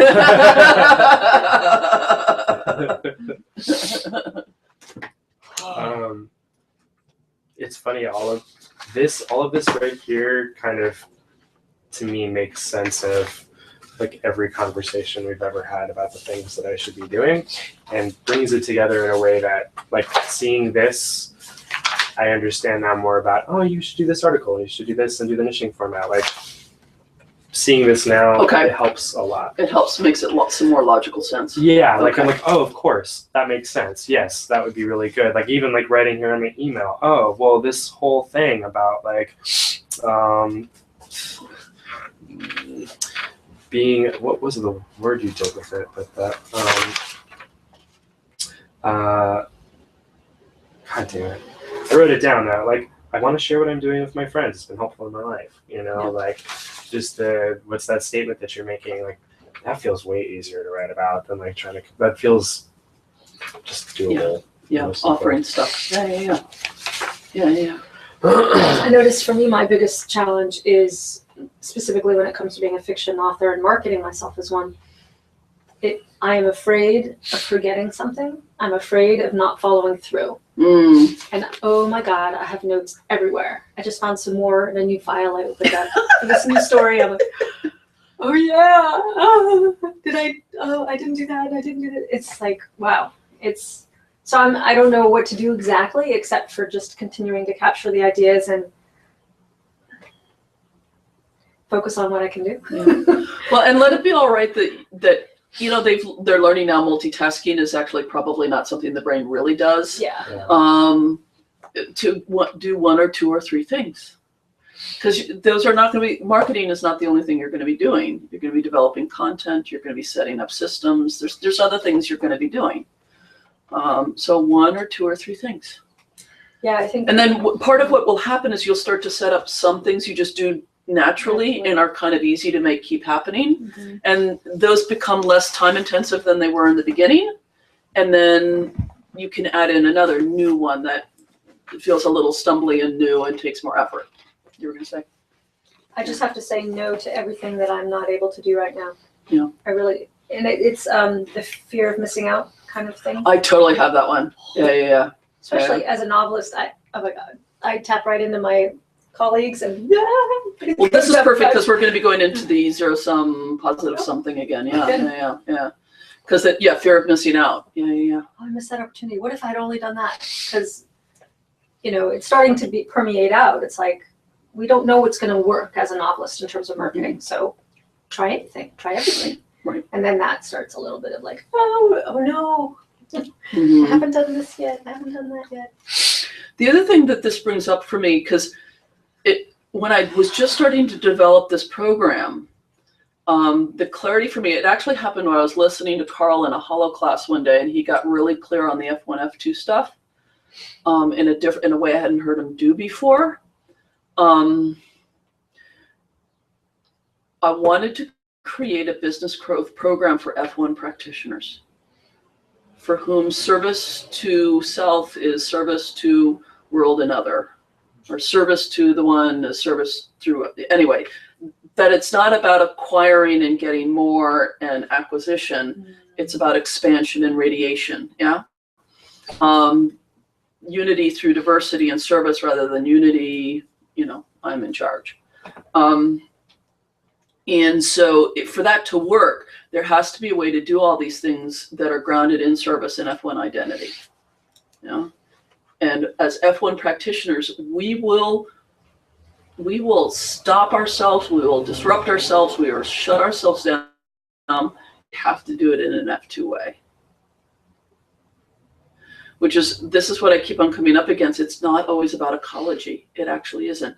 Sometimes it's about inner wisdom saying you're not in alignment. It's not real for you. Yeah, that's good. And all we got to do to untangle it is we don't need to do a constellation. We don't need to, we gotta find what the heart really wants here and get back in alignment with the F1 intention. The nice thing is that there are more and more models. Mine is Heart of Business, but he's not the only one of F1 doing business in F1 ways. I mean, that's part of what, social entrepreneurship, part of the world that you're getting really excited about. Say in the last, I don't know when it was, about 2 weeks ago, I did a little audio that I titled "From My Heart to Yours." That to me, that's what I love about writing romance. That's what I love about fiction stories. That's what it just colored everything. So when I remember, for me, it is like, what are my values? My value is stories are awesome. Stories are our gifts. Stories are a way to come back to home to ourselves. Fall in love again, all of that. Go on an adventure, whatever it is. And She should have gone to the Findhorn event. Mm-hmm. You can tell her about that later. Findhorn, Yeah, on my bucket list. the new story. They just had a storytelling conference all about telling the new story of the world. I'd probably tapped into it because I have been reading lots and lots and lots about that and chiming in and talking to people on blogs and stuff. Yeah, I'm in it. Okay, so does this feel, we're not going to do any work on this. We're not doing an exercise. We're going to move into the abundance conversation. Yeah. Does this Okay. feel good enough? Yes. Okay. Thank you. Okay. Nice overview. Okay, good. I want to say that none of this is new. We went over this material 3 months ago, but it was time to come back to it with a different, But you Flavor. reframed it. It's an installation of it all. And the 3 journeys is really Yeah, that was very helpful. okay, good. Okay, so these are some of Leslie's thoughts about abundance. And I'm not going to write this down, so you guys take notes as you find useful.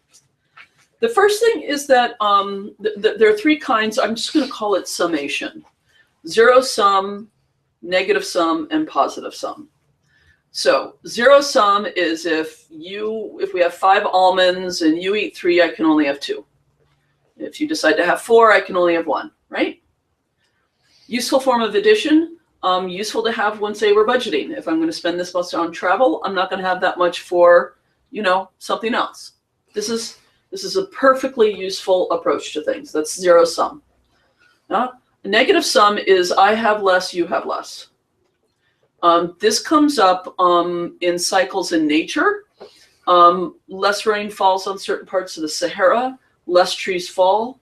The rain that does fall, there are no trees to capture, and it creates less moisture. It's a negative cycle. This is a real thing. If I am crankier in a group, probably everyone's going to be crankier in the group. It's worth knowing, that's the case. And then there's positive sum. I have more, you have more. It's true of nature as well. More rain, more trees, more rain gets caught, more trees, more rain, more trees. If I bring more happiness to the group, there's probably going to be more happiness in the group. I want to name all 3 of these as useful and relevant. I actually did a little constellation for this on my last teleseries, in which we had representatives for all 3 of these, honoring all the ways in which all 3 of these showed up in their family systems, which people just had a huge change with, because we were including all of them respectfully rather than zero sum, you're bad. Bad zero sum. Go away. But we do understand that zero sum ends up getting applied in arenas that it really makes things difficult, right?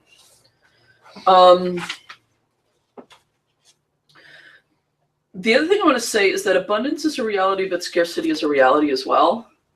I get a little tired of the new agey thing, like, there's infinite resources for all. I can have $5 billion and everybody else can have $5 billion, There's just something economically and systemically stupid about it. I'm sorry. These are people who do not understand constellations.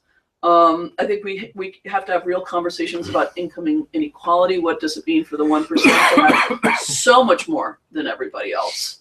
Does that actually impact what other people can have? I think, there's I think another article I posted on the group was From Abundance to Enough, which was a really, really nice little article.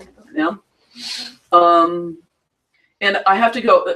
Jesse at Thrive used to do this, and I wanted to pull out a gun and shoot him. I mean, I would get murderous in these moments. And he would say, the difference between the rich and the poor, this is not going anywhere good. The difference between the rich and the poor is that the poor work really hard for very little outcome, and the rich work very little for lots of outcome. And I want to just say, systemic issues, how dare you? Everyone in this room is so privileged educationally compared to everybody else. I want to shoot you. And then I couldn't hear the next 10 good things he said, because I was just like, and he's got these things, and he drops them, and I've heard him say it like 10 times. So, poverty mindset of the poor disregards the systemic reality that they live in.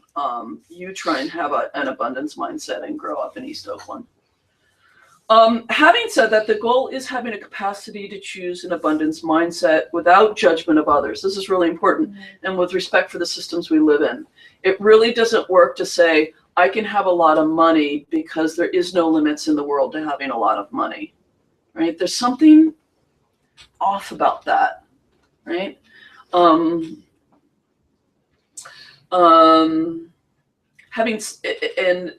an abundance mindset is actually better for the planet. If we can figure out virtuous systems where there's more rain and more trees and more, there's actually a beautiful project in the southern Sahara in certain parts where they're really all about planting lots of friggin' trees. And the transformation is remarkably fast. You wouldn't think it would happen that fast, given the devastation of the environment. But the woman who got the Nobel for planting trees in Africa, she's a really interesting woman. So it's like, you would look at that and just go, the negative thing is true. We're toast. But there are someone who could see how a new virtuous circle could be started that would actually affect everybody. And usually it has sort of the African Ubuntu, I am me because you are you. We are ourselves in relationship that makes for a lot of opportunity and possibility. Remember the dinner table with the ancestors. So all the others have no food on their plates. Try and have an abundance mindset. Come on, work harder. What usually shifts it finally is letting them know they actually got food on their plates a long time ago. Yeah. When you died, they're fine. Yeah. They are not starving in Leningrad anymore. Right. Really. Right? There's and then you go, oh, glad to eat. Glad to eat, you know? Positive sum experience of life is one that allows and presupposes trustworthiness. I'm going to say that again. A positive sum experience of life is one that allows and presupposes trustworthiness. Often in the face of its opposite, I choose to trust life even though sometimes it doesn't look like that. Can you say that allows and presupposes? Trustworthiness. I choose to trust life even though sometimes it doesn't look like that. Why? Because it makes life a lot better.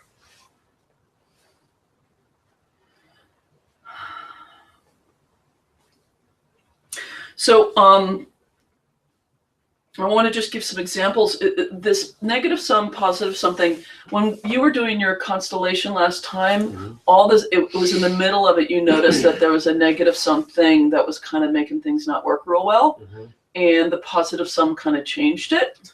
It felt so different and so Yeah. much better. It was Yeah. And it's often hidden in that way. We don't even notice. So I've told the story several times of feeling like there was a ceiling on what I could charge, because in my brain there was a number. It was somewhere between $800 and $1,000, at which I felt like for me to ask, like below that it was okay, but above that I felt like I was taking money out of your pocket, like it was zero sum for you. Yeah. When I finally figured out that I was trying to avoid the guilt of doing that to you, and then I realized it started building in a more positive sum version of that, I started moving through that obstacle. So these are, you may begin to think of, where is this going on for me? And I'll just give some examples.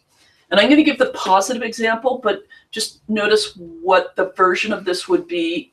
Well, I'll name it. So in the positive sum, you can have more win-win partnerships, right? I help someone else. And it's not a quid pro quo. I helped you, now you're in debt to me, you have to help me. It's that when we help each other, there's more help, right? As opposed to, if I help you, then I might not have something for myself. You know? Another one is others doing well means that you can do well too.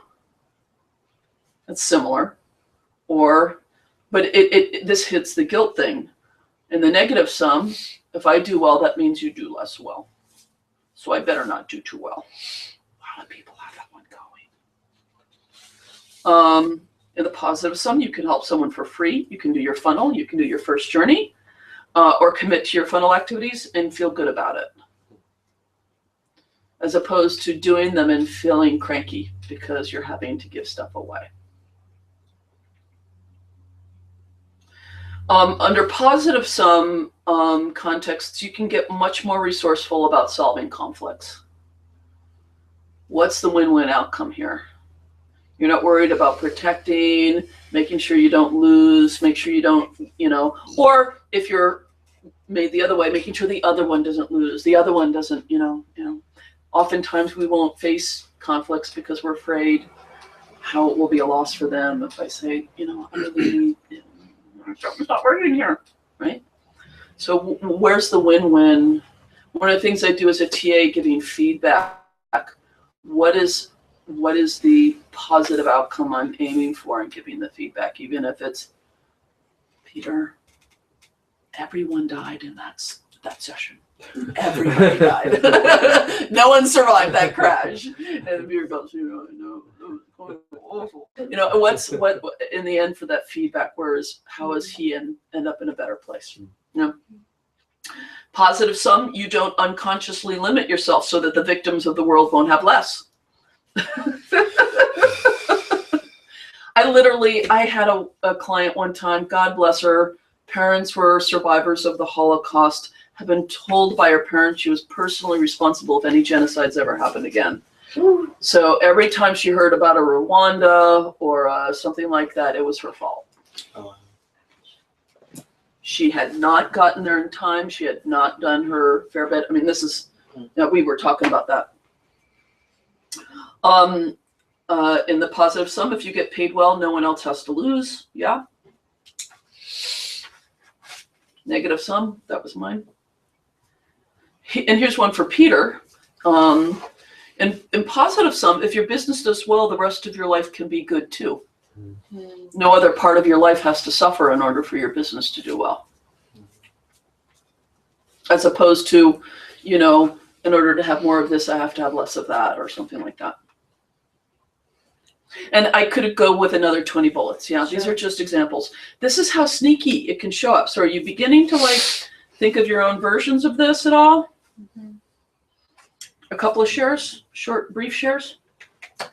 I'm just often reluctant to share when things are going really well for me because I don't want other people to feel bad if things aren't going so well for them. Yeah. So it's like, Yeah.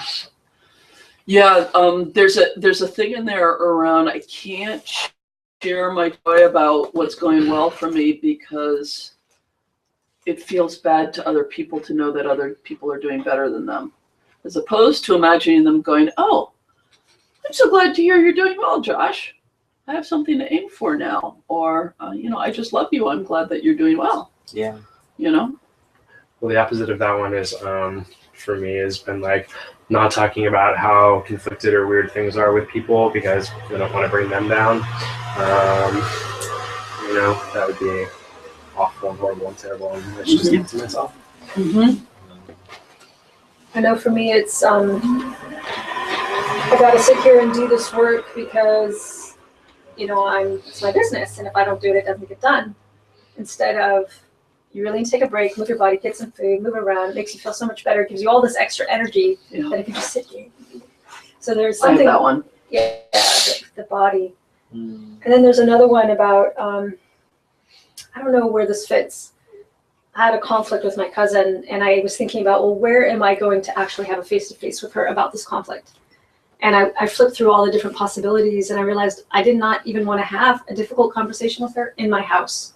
So I wanted to keep my house a nice, supportive environment for me and for her.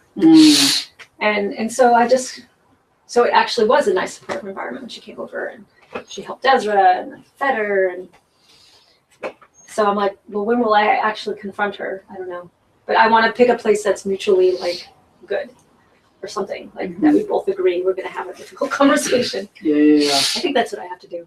I don't know where this falls, but it's I'm not going to try and deal with something difficult in a place that I need to be a sanctuary. Well, and what I hear you saying is standing by the positive sum frame by having a win-win outcome for both of you. Yeah. And so maybe together we agree when are we going to have a face-to-face difficult conversation. And I was even thinking maybe we need to have it in front of a therapist because it's a little beyond me how to deal with what happens.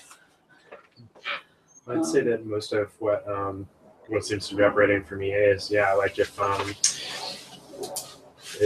I put this energy into actually really fully committing into starting my business, then I'll have less time and energy for my mom or family, or I will put that energy towards my mom and then drop the ball with the people that I'm trying to help.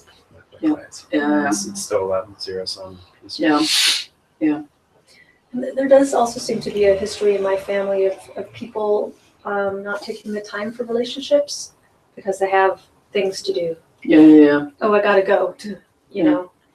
It's one of the things I love about Mark is he's actually proactive about modeling that he has a life outside of his business and that he's attending to it.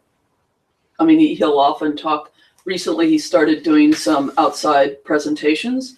He says, I haven't done them for 5 years because I had 2 adopted twin infants and I made that first for a while.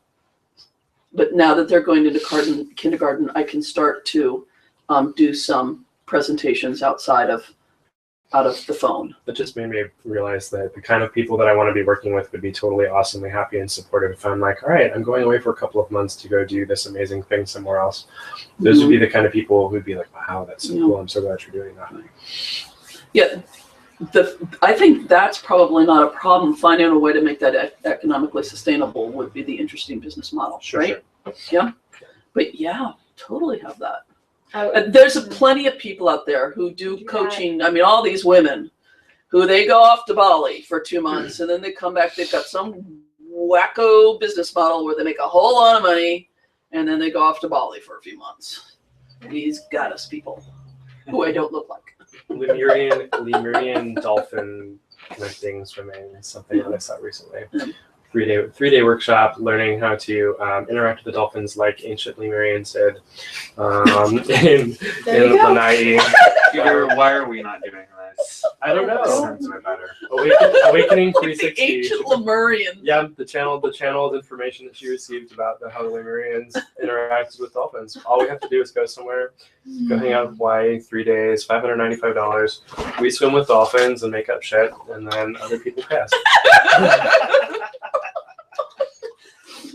And then let's go get some Mai Tais. There you Spend go. the rest of our time doing whatever the fuck we want. So And I just want to say, there's a version of that we can do, and I think some of us feel the F2 thing in there. Yeah. There's something that feels a little off. Yeah. And so that's why I think just noticing that, it's Yeah. useful to notice. And it's not to judge and say, fine, that works for you. Cool. But what would be a version of that would feel Good. not creepy Right. Yeah. and still involves dolphins because dolphins are cool. Totally.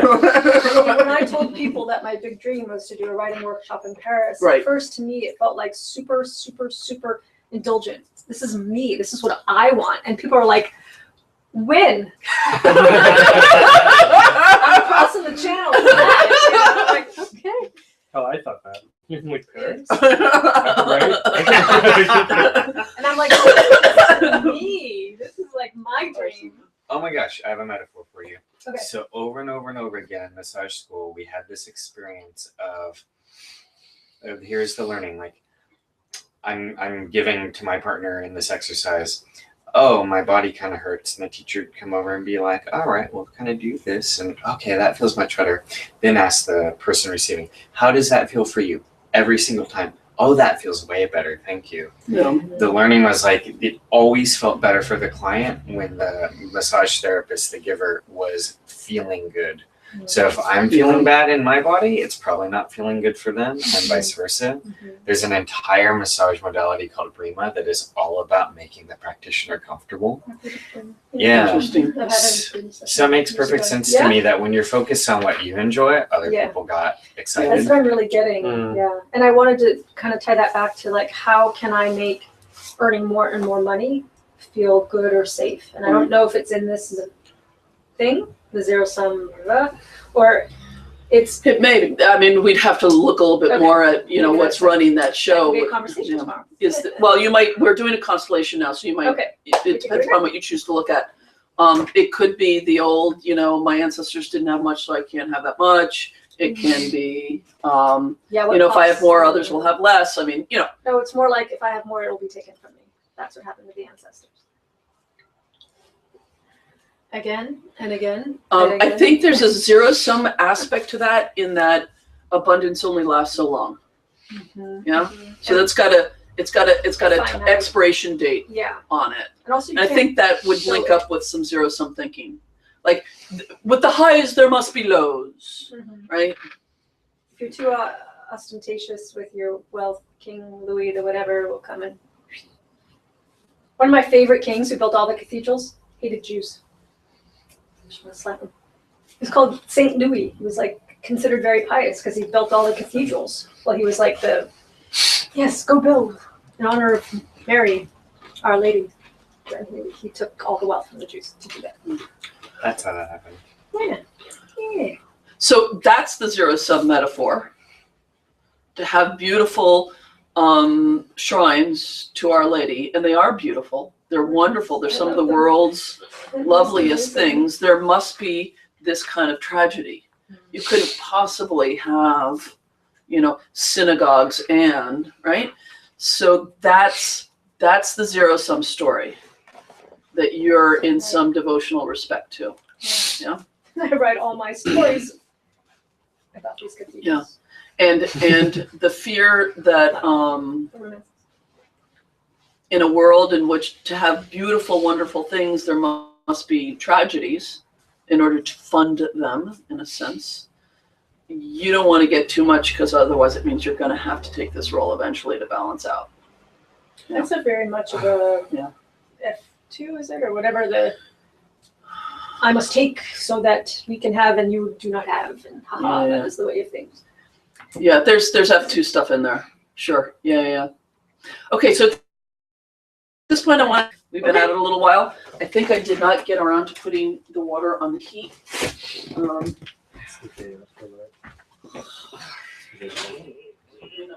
There is a pot of, I did fill up the chamomile again, if someone wants the chamomile again. Yay! If it's not quite hot, because it's been in this pot for about an hour, you can stick it in the mic. If microwaves are not against your religion. Microphone. I know.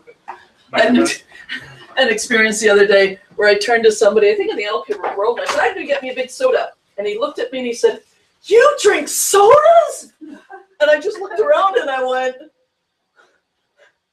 yeah. I mean, he said it in the same way as sort of saying, you Shoot up or something. yeah.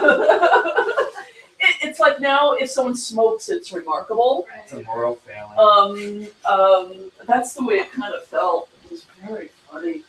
Only really bad people still drink soda, let's say. Oh man.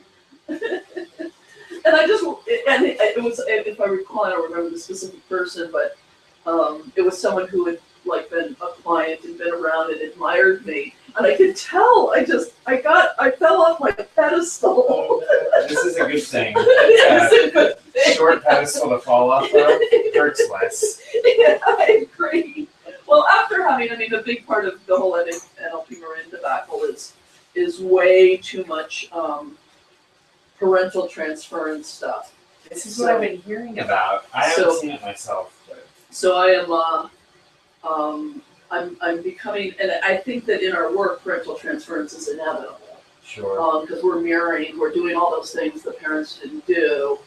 But I have one in particular who I've noticed that, she's pretty sure I'm the good mother that she didn't have. So I just put in a little, every once in a while, I just mess up. Because I think it's more useful for her. Yeah. And she can, she can still get use out of it, but I want to make sure. Yeah, it's a shorter pedestal to fall off. It's very nicely said. So that makes me think of two things. One is, so apparently, the Five Amigos, Liz was telling me that she appreciated that the Five Amigos never kind of did the whole guru worship thing with Carl. Apparently that was a thing happening on the back end that we were seen that way or something. Or I don't know what was happening. But apparently, I don't know. Not the back of the room of the TAs, but inside the organization. I don't know.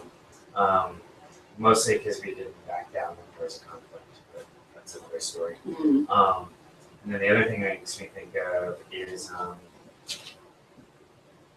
so, we have this ceremony community thing where people kind of expect it to maybe be certain ways. And, you've got a whole bunch of hippie types who have brought really healthy food and they're all love and light and they're trying to be super conscious. And then Eric comes in and says, "I'm hungry, I want a sandwich." And everyone's like, "What?" And Eric, and they start to really love him for that. They're like, I've heard people, more than one person, tell him things about like, you're just so real. Like you're not like these other people who. They appreciate that Eric will like make a sandwich at ceremony and not give a heck what other people think. It's interesting. I just had this. I'm still on a listserv, a whole listserv. Do you want anything? For clergy women. We used to be the young clergy women list. We aren't anymore. But a woman wrote in, and mostly what it's become is a place for women parish clergy to vent a bit because they're treated like crap. Really? Yeah, it's a tough world. Sure. So this woman, I don't know where she is, Georgia or something, and you need to understand, my bishop here is going to CIS and is studying with Rupert Sheldrake. So he's very California, right? And she had a parishioner say that was appreciating the fact that he had a woman priest. He thought that was really, really great. And then he said, and to think, just a few hundred years ago, they were burning witches. And this woman, she wrote, I was just dumbfounded. And many people wrote in and said, oh, he's just, kind of being a jerk.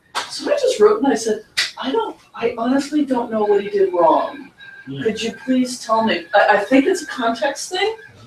I can tell you're actually really upset.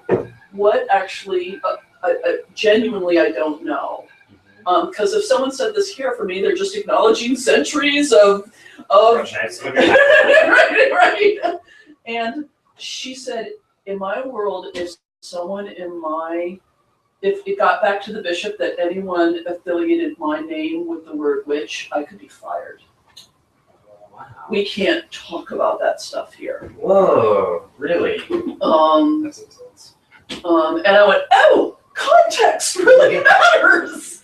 That's a different world. They can't talk about the historical. They could if it was a really historical context, right? They're having a class on the history of blah, blah, blah. Right. But a sort of a fleeting comment like that, which is not normally made.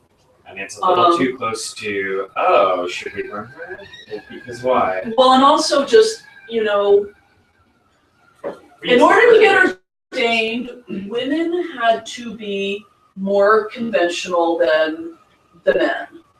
They had to be more traditional, more in line with the rules, more obedient, in order not to appear wacky. Right. The men could look wacky, it wouldn't be any problem. They could, be interested in Rupert Sheldrake and witches and stuff like that, and with no worry about their status. Right. Whereas the women had to be, and so I think that's what the fear that it was, that she could be seen as not in line in some way in an environment where that's a real issue. Have a little. There's a bowl in there for tea bags. All right. That's amazing. That was Georgia? I don't remember. Most of the church is kind of like that. It's pretty conventional. Yeah.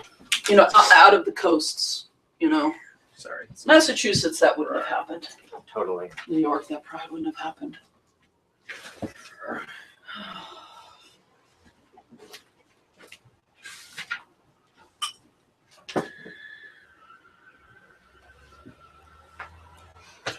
Uh-oh. Uh-oh. The cards, they come out.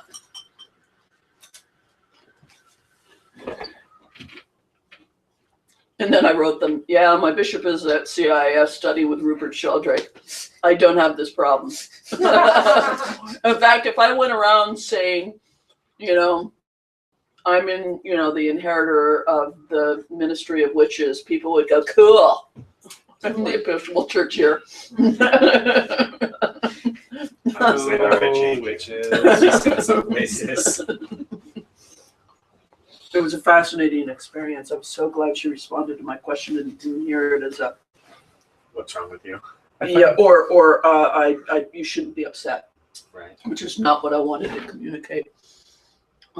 I find that in a lot of the communities I associate with, I am not pagan enough, not witchy enough. Totally. I don't Oh, either. You know, it's interesting. Me and my mentor have talked about this. I actually prefer being the liberal amongst conservative. No, the conservative amongst liberals than the liberal amongst conservatives. Oh yeah, it's I like to fun. be the one talking about tradition and roots Mhm. and having boundaries in the community and stuff like that, rather than having to hang out with conservatives who are so fucking rigid that I just want to shoot them. Sure. There's been a lot more like gun freedom talk from you today. Ah! It's a metaphor. Okay. So here's the deal. I was also reviewing I had a list of things for the 5 weeks. You guys named some things in the beginning. So we're at week 4. I was like, I want to make sure I'm scooping stuff up here. And then I got to thinking, I'd had coaching calls with all of you fairly recently, you least recent. You have a call scheduled for tomorrow. And I'm noticing, so when I wrote this down, I was noticing something that may be different now after I've heard your check-ins. Okay. Which is the place where the pain is for each of you. Mhm. For you two especially, it seems a little different today than when I wrote down this morning. Right. I talked to you so recently, it was still informing me. I'm curious to hear what you thought, or it Well, was. I'll tell you what I thought, And then and you can tell me how it's wrong. Getting clients willing to pay for services and fears around inhabiting more space, or being visible, or Yeah, stepping that's into so something not- bigger. Well, Yeah. the stepping into something bigger is still, Okay. but it's different now. Yeah. Joshua, also getting clients willing to pay for services. I mean, bringing the money in is the way you two have been talking a lot for the Yes. last Yeah. 2 months. Yeah. Yes. And also feeling like income and joyful service can really go together. Yeah. Yeah, it's funny, like I'm still there. And it's like I don't want my pre-Burning Man experience to have just been this blip, but like the conversations I've been having with potential clients these days have ended with like, oh, I definitely can't afford that right now. Let's check in after I get my new job. Yeah. Oh, I definitely want to do that, but I can't right now because I just had these big expenses. Right. So it's also attracting people who, as long as you're a fit, are ready to pay for it. Right? Yeah. Because I had a huge phase of that. And it went on a long time. Welcome to the Bay Area. And then for Peter, just getting started and believing that you can have a business and other things that matter in your life as well. Sounds right. Okay. So what I want you guys to do is just take a moment and find the version of this greatest pain now, please. Not the one 2 weeks ago or even 24 hours ago if you've had a lot of change in the last 24 hours. It's really important to acknowledge things that have moved along and not get, re-stir up the past. And then I'm going to have you write 4 things, basically 3 things, but 4 things. And this is going to take a little bit of time to get these things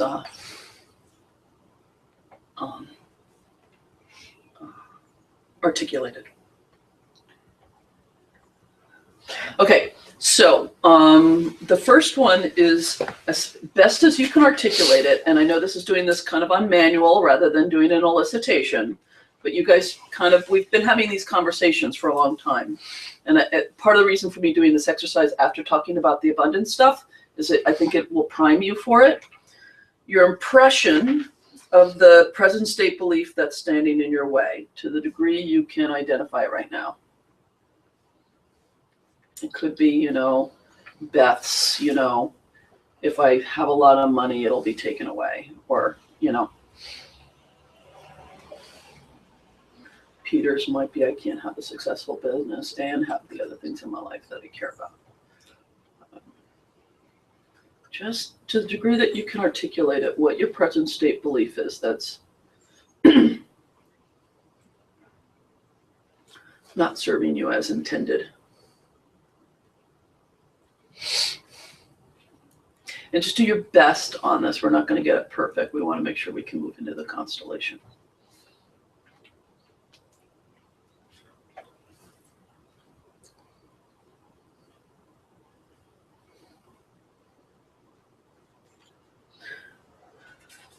And we'll just call that number 1, because when you do the cards, you can just put numbers on them, having written them down on a piece of paper.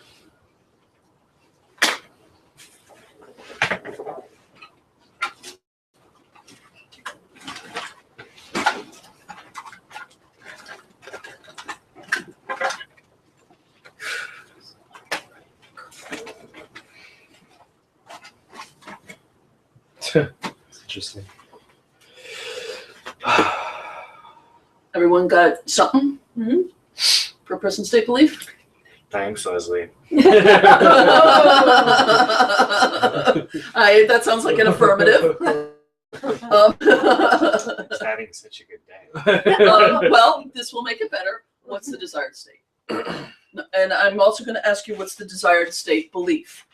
So we'll need the desired state's number 2, the desired state belief, which may be just the opposite of the PS belief or something more nuanced. Will that be number 3? That would be number 3. I like the numbers. It just makes it easier instead of writing these long sentences down your cards.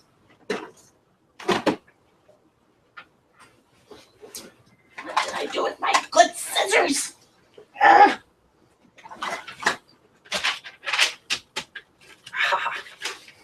No, that's not scissors. Just my good scissors.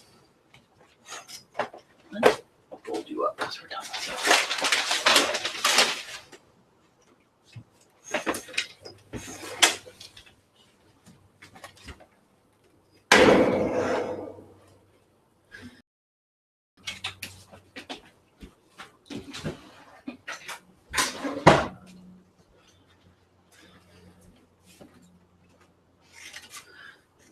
When you feel like you've got those 3, let me know.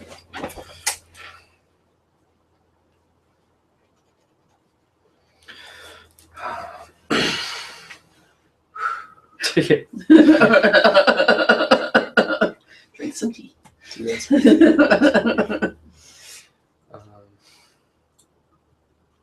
So number 1, the present state belief that's standing in your way. Number 2 is your desired state. Number 3, the desired belief you'd prefer to have.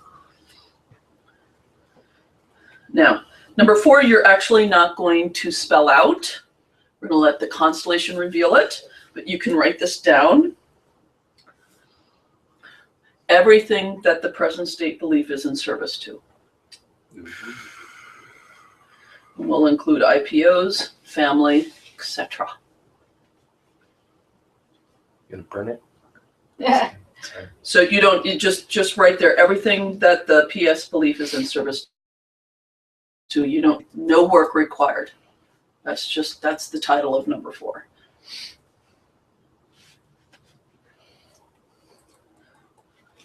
Last card is you. Hold on, I'm still working on my belief. Sorry. DS belief. So we'll have a 5th card that's Just you.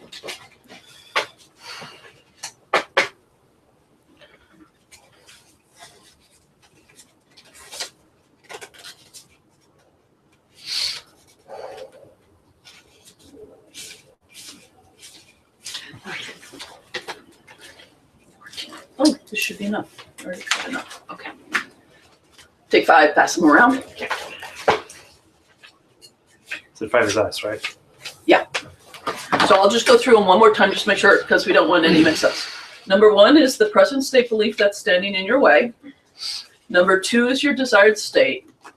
Number 3 is the DS belief you'd prefer to have. Number 4 is everything that the PS belief is in service to. And finally, you. And what I want you to notice is that we're doing a constellation in an NLP frame. These are things that you can do. So we just write the numbers on the card. Yeah, so you can do 1 through 5. Everyone should have 5, I think. Anyone short, let me know. I see. And it, Mind or? no, there's gonna be bit by bit, I'll walk you through it. Okay. There, in fact, let me just hand out some, there's a chance, you're gonna have room to self-facilitate a little bit, or get help from me. If something else shows up in the field, just take a couple each, just in case you need more. I hope it won't be necessary, it'll kind of start to complicate things. Okay, so I'm gonna tell you how we're gonna do it, and then I will walk you through it as you do it. You're doing your own constellations, you're gonna be 3 separate groups. The first thing you're gonna do, you're gonna find your space, your little space, and you're gonna start out with 3 cards. Number 1, number 2, and number 5. The PS belief, the desired state, and you. Basically what we want to do is feel this present state of how this belief stands between you and your desired state. Okay? Yeah. And just explore that for a little while. Then you're going to add number 4. Everything that the PS belief is in service to. And then the next bit gets a little vague. You all are going to figure this out yourself. I should have kept this up because I have a picture I want to draw about what in an ideal world, but again, if you as facilitator find there's a different way to do this, this is the picture I'm imagining.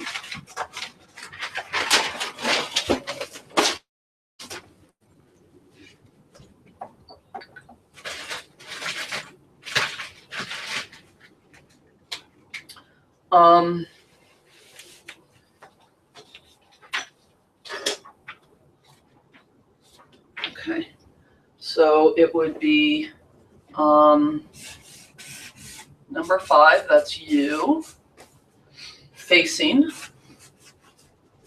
number 1, which is the DS. Yeah? Number 2 is the DS. Oh, sorry, number 2. Excuse me, thank you. Number 2.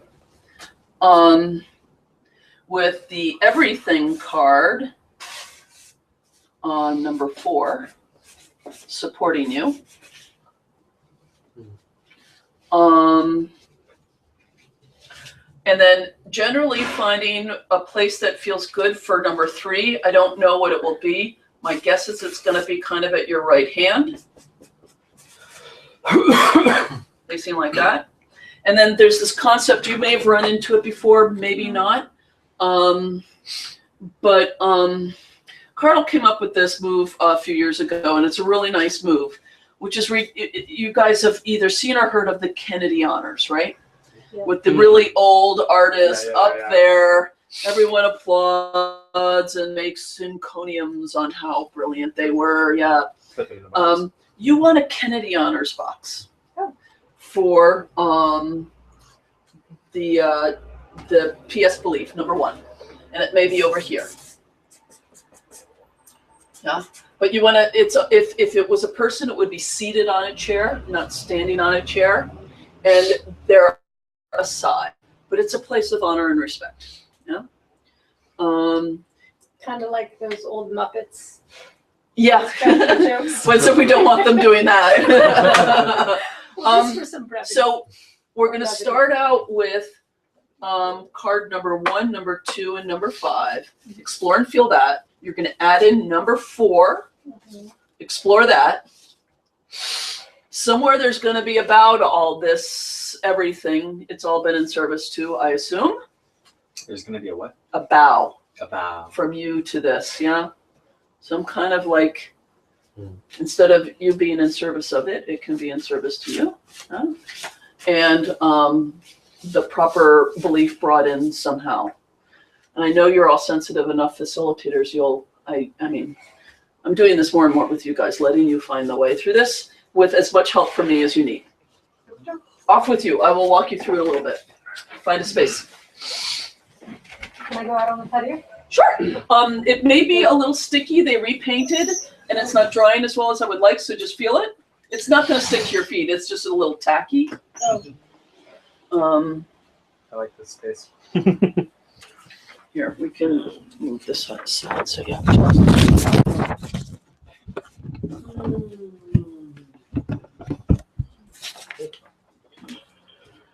Okay, so start off with number 1, number 2, and number 5 in some order.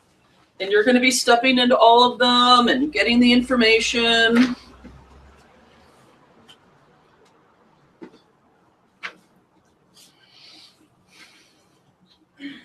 And remember, you're going to be stepping on them, so you don't want them, you want them a body's length away from each other. I'm going to actually invite you all to do this over. I'm sorry. There's a little bit of a protocol. Pick them all up again. Okay. Put them in a pile somewhere nearby. Pick up one. Find the spot. Place it. Take another one. If you're doing them all 3 at once, yeah? So 1 at a time, place No them. matter which order we place It doesn't really matter. That does not matter.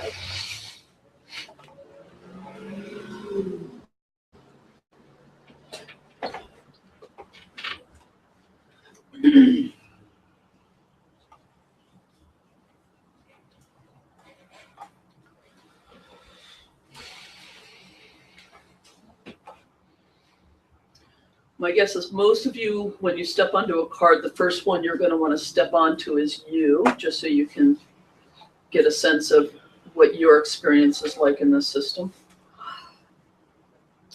And am I feeling each one as I place it, or can I place them all and then feel them? Yes, you can do that.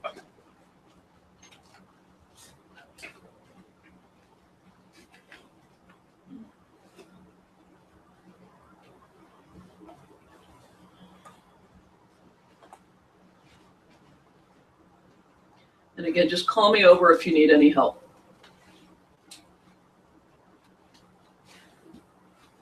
Two is desired state, right? Yes, which you don't have. Yes, you do have down. Yes. Yeah. Yes. Yep.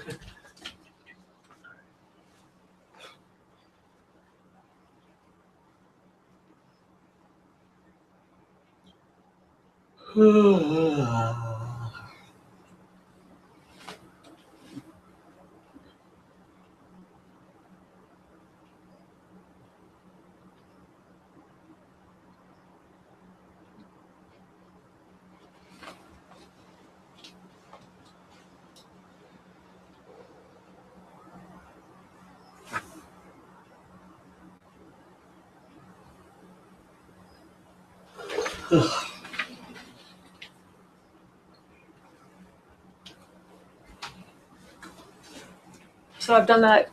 I'm gonna. If you Well, feel then like you've explored it, if anything, you feel inclined to move or anything, but once you're ready for the next step, bring in number 4, the everything card. And I'm going to invite you to have all your cards and anything you need out there with you, so you don't have to walk through Peter's Sorry. constellation. I'm just a ghost. You can use this little table or the chair or whatever you want to put stuff on.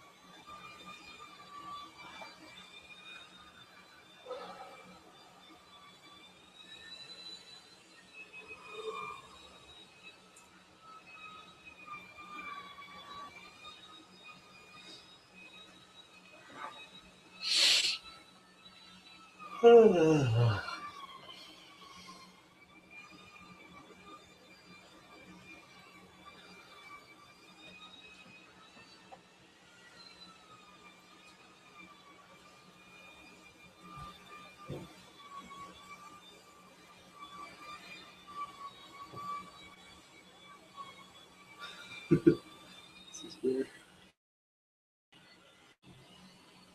Okay.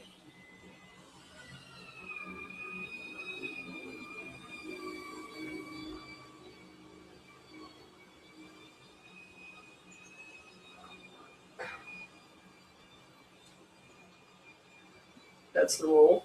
Yeah. Is that you? It's the little. I mean, is it? Is Oh it no, the this card is the number 4. Okay.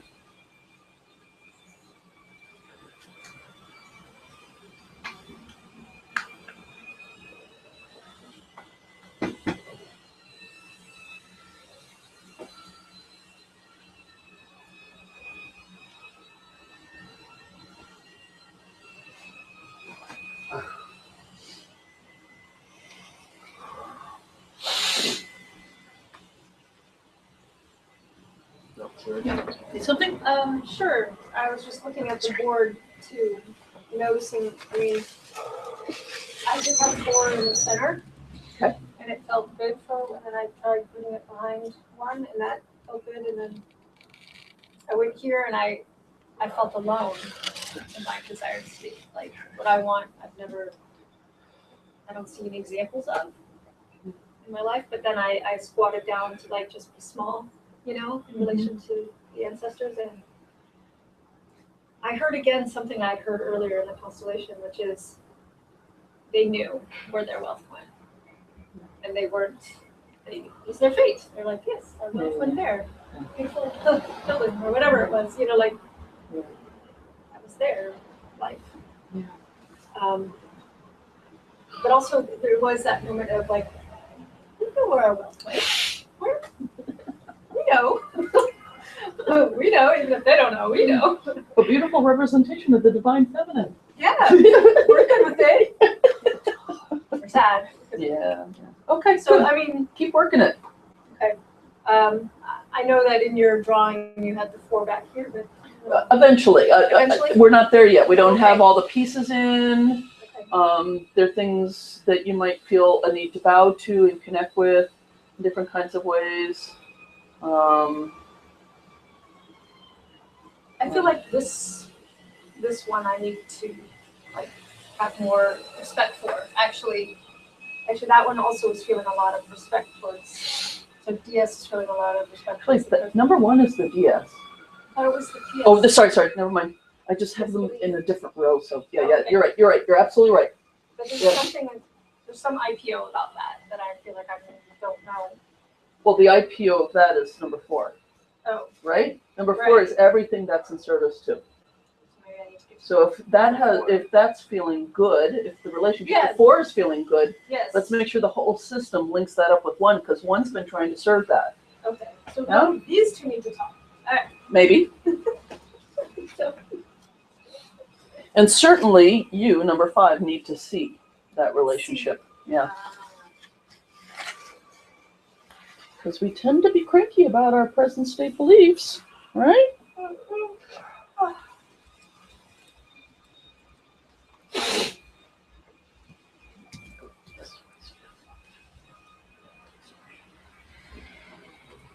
Again, if anyone needs any help or just to say something or have me step on a card, I'm happy to do that. Do stuff on one for me. Sure, which one? Number 4. And do you have a sense of which way it's facing? Uh, You were sort of I facing towards kind of- me over there. kind of rotated around.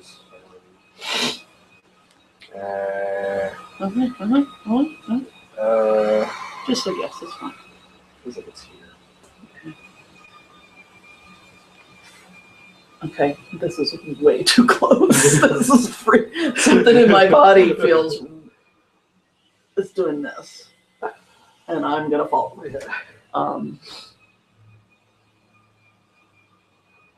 Yeah, I have to go back. That is. Doesn't. So I'm not quite feeling it's too close anymore, but I'm falling back. Literally. When I was in it, I was falling over. Different people Yeah. represent it symbolically a little bit Yeah. differently, but we're into the same thing. Okay, so this is Let me just feel it before I know what these are. You can stay on number one or No, wherever I you want wanna- to stay. And wanna- if Yeah, if someone was standing on there, I'd have, I mean, it's just, you cannot be that close. Yeah, Holy sorry. shit. Well, no, it's the roll. Yeah.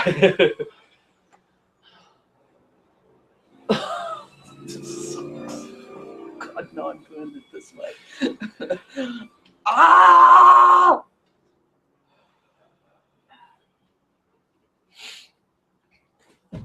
Just trying to. Okay, you need a card. Get yourself a card. Um,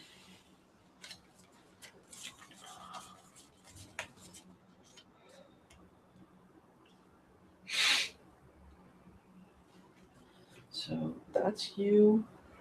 That's the PS belief. That's the desired state. I'm gonna just try this. I want the three of you. I don't care what order. Doesn't really matter to me. You step on this because you know what that's like? Yeah. With this one. And they are witnessing. Oh, wow.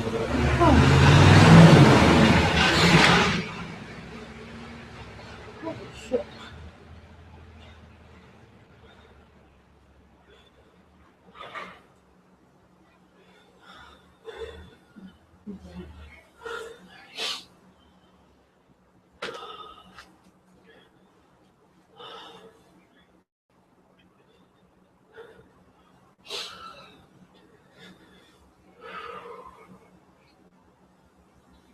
And just notice what it's like. I'm trying to facilitate a little bit while being in this role. To have those three looking with respect, but not having to look at them. All you got to deal with is whatever I'm representing over here.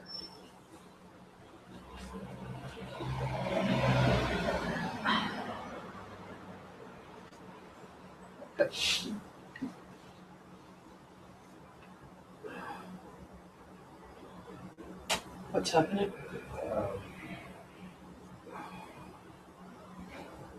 Feels nice and tense.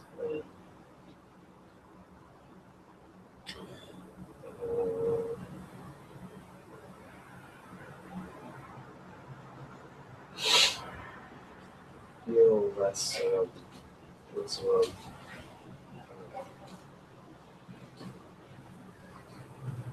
it's nice and close. So let's step off for a moment. I want to tell you what I'm doing. Come back to South Seattle. That's a, whatever that is, that's a really bad experience.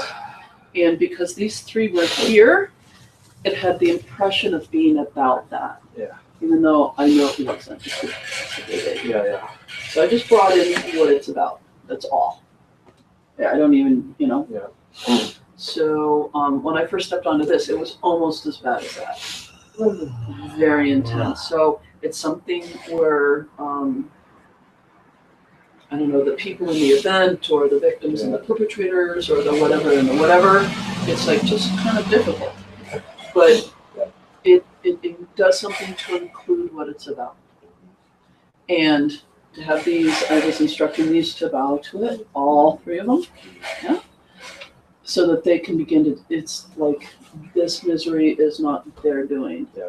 right? Or their responsibility. So we've stumbled onto something quite hairy. Yeah.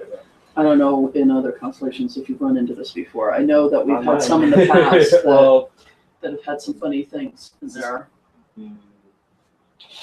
I have senses of it, but Yeah. this is the first time really. So all I want you to do is to stand on you Okay. with these two here. And start out with the bow, be in the bow.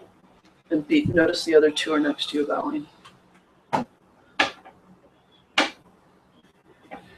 Your desired state and your present state, please.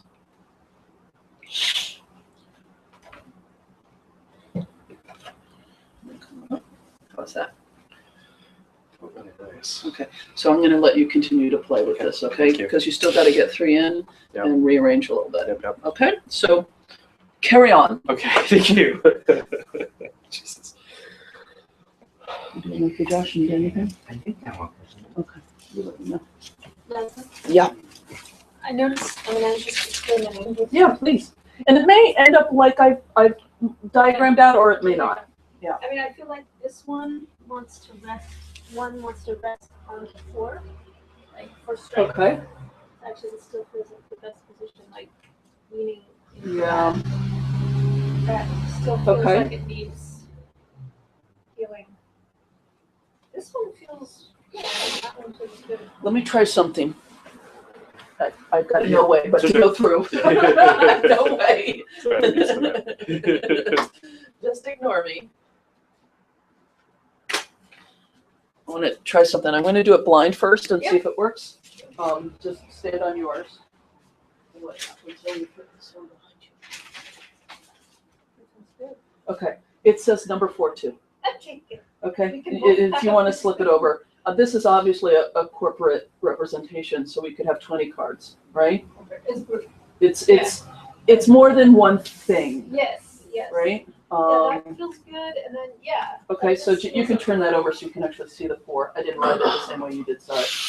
Okay, and just make sure you get number 3 in at some point, right? Okay, yeah. Yeah. my mind's right. Okay, good.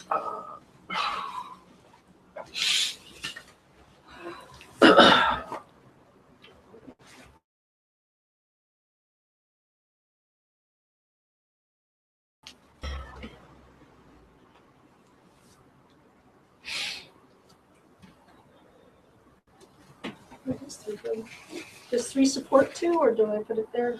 I didn't know exactly where. My impression was the kind of, eventually you want to be looking straight at number 2. It's like life. Oh, You want to be instead of, focused at the DS this eventually. is where I wanted to put 3, so it makes sense. Well, what I was thinking was my first impression was at your right hand to support you looking at 2. But however you feel, whatever feels right, Right. just step into the options and feel what works. It's true, it may be more of the desired state's right-hand man rather than yours. I'm not quite sure. Okay. But you do need to be looking at 2. That's just really important. You need to be looking at 2. Well, I had That's- it in the future spot, but you. In constellation terms, the that's future is- forward. Yeah. Okay, need a little help. Yeah. I stand on myself and look at 2, and I start crying, and it's the sense of like I really, really want that, and a mix of happy and sad. Okay, before you bring in 3, What's this? place 2 in with respect to that, because it's in service to that. The desired state? No, no, oh, right, sorry, number 1, sorry. I keep on, because I have it in a different order on the paper. I keep on forgetting, okay, should never do that. Tempted to bring in another card for what that is, No. but I Well, Okay. number 1. me standing on me looking at Okay. the desired state. Oh, I know, okay, so here's what you want at a certain point, Mhm. is for you to move over this way and turn around. So these guys can be supporting you properly, Okay. facing your desired state. Okay. And see, and 1 is gonna be retired in the place of honor At some point, or put in some relationship to this, Okay. which is what Beth found. What we ended up with doing with Beth was actually, that wouldn't work here, so never mind. So that's where you want to Okay. move And towards then when do I bring 3 in at this point? at some point. Yep. I want to leave enough room for you guys, not to have cookie cutter constellations. Sure. So they're actually more your system. It's so great to do this with you guys, because when I can't do this with just groups who are new to it. I've got to give them cookie cutter mini Right. constellations. Those are hard enough. I think I'm done. Okay. We come over. Tell me how things feel or how things unfolded. Unless you want to share that with you. But Well, what was fascinating was the present state belief felt much better than, like, it felt really good. Like, of course so it did. I always, Remember, it replaced PS-1, yeah, which was a shittier belief. standing on me when I was looking at desired state, when I was over there, I just felt like, this sadness and this longing that I'm not there, and will I ever get there? Yeah. And I step onto that thing, and it's like, this is great. You know, like that. It's, you know, people have fantasies. Like I felt really like I was the realistic one Right. in the PS belief. Like I'm keeping it safe. I'm keeping it together. What was it in service to? All that keeping it safe and keeping it together, or the experience. Of The being on number experience 4? was really. You're kind of stepping on them both. So yeah. The experience here was really sad and really like looking outside the system and doesn't want to pay attention to all of that and wrapped up in its own experience basically. And now it feels good and supportive. Okay. This what was it? Oh yeah. The present state belief also felt better in respect to 4, because when I brought 4 in and I stood on me and I looked, it was just like, oh, my heart's breaking. And I stepped onto 1, and it was like just love. Of course, if this is in service to that, but it was like, wow, no wonder I have this present state belief. It feels so good in so many ways. That whole innocence thing. Very compelling. What I noticed was that the desired state had even more and cleaner love for the Presence. 4. Oh, wow. So it was like, oh wow, when I do get to this desired state, it actually feels even better. So that was good. And There's that win-win. mhm, We don't have to conquer an older version of ourselves to have the self we would like. exactly. When whatever this was in service to shifted, then the present state belief immediately felt. The experience there was some fear of like, oh, I'm no longer relevant. What happens to me? So this was really great. Yeah. The Kennedy Honors is very useful. Um, I think that was actually a Micah innovation. Oh I wow. think Micah brought it up. The desired state belief feels really good too. It's it just does so. Well, and eventually that's going to take its place here as a new one. Yeah. Right. So yeah, as I stand here, I can look at the desired state. Okay. There's the belief. There's what was in service to. So the There's diagram actually works for you.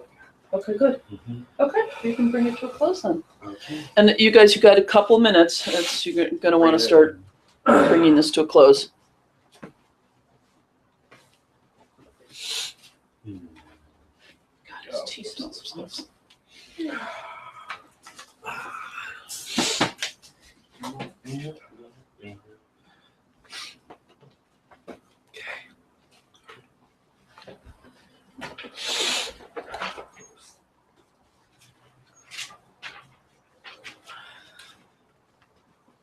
Yeah, and take any notes you want to take.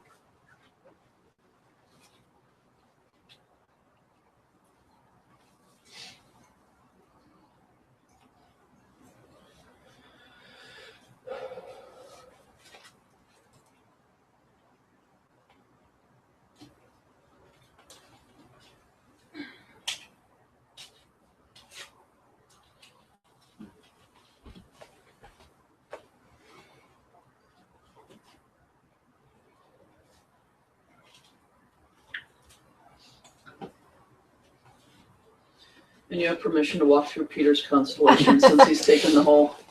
I like my floor space. Yeah, I'd give you all gymnasiums to do your constellations. cards.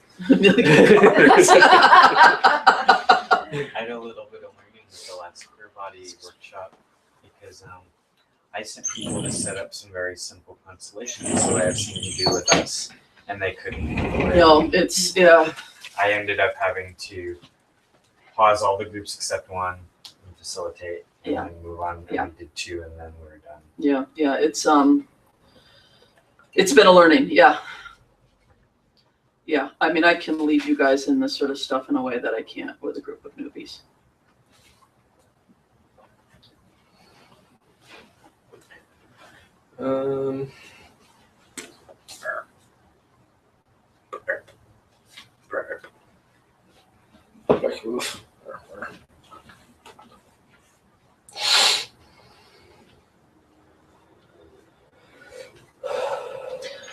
So Beth, Yeah.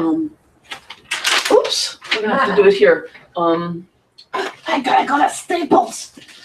Can you put your diagram, finishing diagram in this space? Yeah. And you can choose the color you like best. Okay.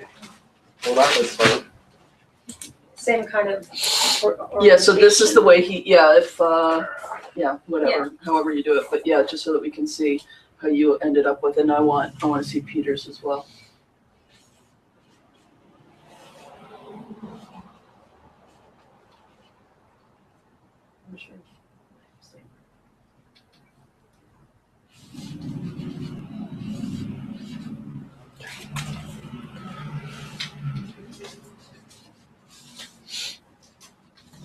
These two kind of traveled together. And these are facing that way, and these are so just put an arrow Oh. facing.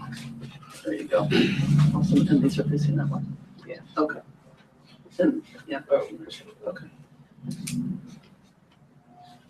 And then one for you, Peter. Could you draw the picture?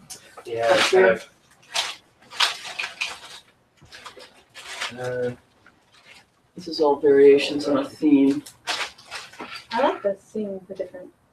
And Joshua ended up with pretty much this. And you just put it in this corner because I no more pepper.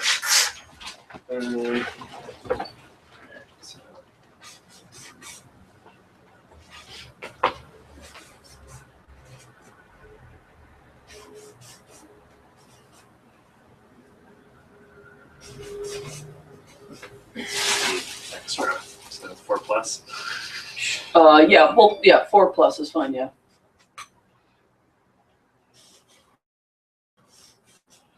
And then just some arrows for how they're facing.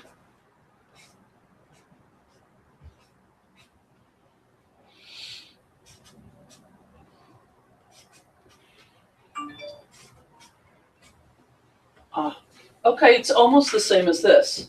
If we just turn it 45 degrees that way. You just have an extra card, really. Yeah. Yeah.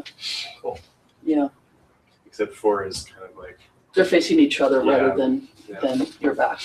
Is 4 Okay. plus resource? I know 4 is the extra card, which was the thing that 4 was about. Yeah, so 4 was having a mighty hard time in life. It was a very intense representation. And when I stepped into it, I got the impression, because these guys were in here, at least these were, that I was having such a bad experience, it must be about these. As a facilitator, I knew that couldn't be true. So I just brought in a card for what it's about. So it could be included, and kind of it made everything feel better. Made everything feel better, although when I did step on them again afterwards, they were still having a bit of a tough Yeah, time, yeah. but it was not about. It just clarifies in the system that this one is having a hard time, not about Peter and his world. As I felt when I stood on 1, at first I thought, oh, is this patio a little shaky? I went around to the different ones and I came back to 1 and I was like, "Ugh." And also a little bit on the 4s. That's why I added in life behind the other 4, behind me. And that settled things way down. Yeah, so she had a strong sense that 4 really belonged behind the present state belief Yeah. to support it because it's connected to it, right? Which made total sense to me and bothered me because I wanted Beth to have support. Right. So I figure that this is a corporate. It's everything the present state belief is in service to. So having another card to represent 4 is fine. And that made Beth feel, I mean, she was fine, but Beth is always fine when she's holding herself up, right? So I brought this in and that was better. And then I apparently brought in life as well. Yeah, well, I Yes. just wrote on the card something like that which supports 4. That which supports and brings life to 4. Oh, that is different than life. That's Yeah. nice. So I don't know what it is, Right. but it felt supportive. It felt The like ancestors, the earth, life. Right. the gods, Stronger Yeah. ancestors. Shekinah, whatever. And then the 2, 3, it felt like the 2, what was that again? The Desired state. desired state was filtered through, like the present me looks to through the belief to the desired state. Okay. That's how I was feeling. I'm wondering how it would feel if you turn this around so that 3 is facing 2. It kind of feels that way. Yeah. Feels So both. it's Yeah. kind of like that. Interesting. Nice. Okay. So, what is a quick share? We're coming towards the end here. Yeah. What's your main takeaway from this constellation? Just everyone share for a minute or two. Not the whole experience, but the main takeaway for you. For me, it was just like how good the present state belief felt versus like getting to the place where the DS and getting to the DS could feel as good or better. Mm. So getting rapport with the present state Right. and having some movement toward shifting. And you said something about you one of the roles recognized, the other one was love. What was that? Oh, just when I was on the me card looking at number 4, I felt heartbreak. But when I was in the present state belief that was in service to 4, looking at 4, I just felt love. Okay. Yeah. And it was like, oh wow, like I know this conceptually, but to have the experience standing on the card Yeah. was cool. Would be, yeah. Nice. I think I'm putting this into words maybe for the first time, but when I feel that I'm walking the pathway alone, I don't really want to go there. But what I saw is the DS isn't, I saw the mirroring in what I desire in my ancestors. And I saw Mm. the similarities. And I saw that the ancestors that I was noticing, they actually, it was their fate maybe to give up their wealth, but they also, there was a happiness there. I don't know. There was a noticing of we had it, and that was good. Mm. It was very much like a Jewish prayer. Yeah. I can't remember if it's in the Passover or in the Hanukkah, and it was enough. Yeah. Dayenu. Dayenu, yeah. Mm-hmm. And they're like Dayenu. And Which they dance. yeah. it's There's a song. dance to this. I mean, There's a whole song. they didn't get into it. Yeah, and it was enough. And if God had only done this, it was enough. It was enough. It was enough. So there was sort of this sense Yeah, of the nice. future self, the desired state gets to go, I'm not alone. Look, they had it too. I want it. Like, for so long, I just felt like the odd man out wanting what I want. Well, and one wants to meta model challenge your, what if I lose it all, to go, so what if you lose it all? Right. I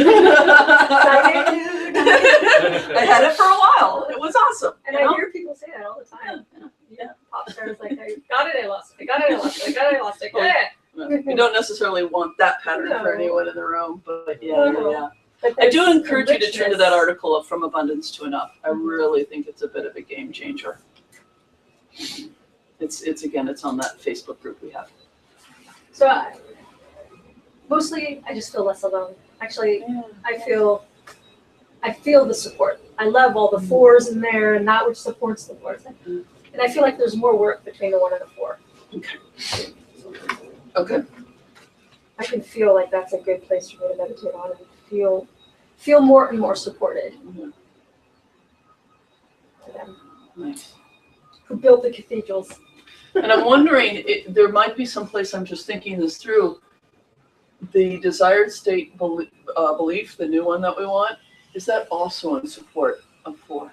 Like, can it be seen as not an abandonment of them to have 3? Can it be seen as a more proper But an honor. way of honoring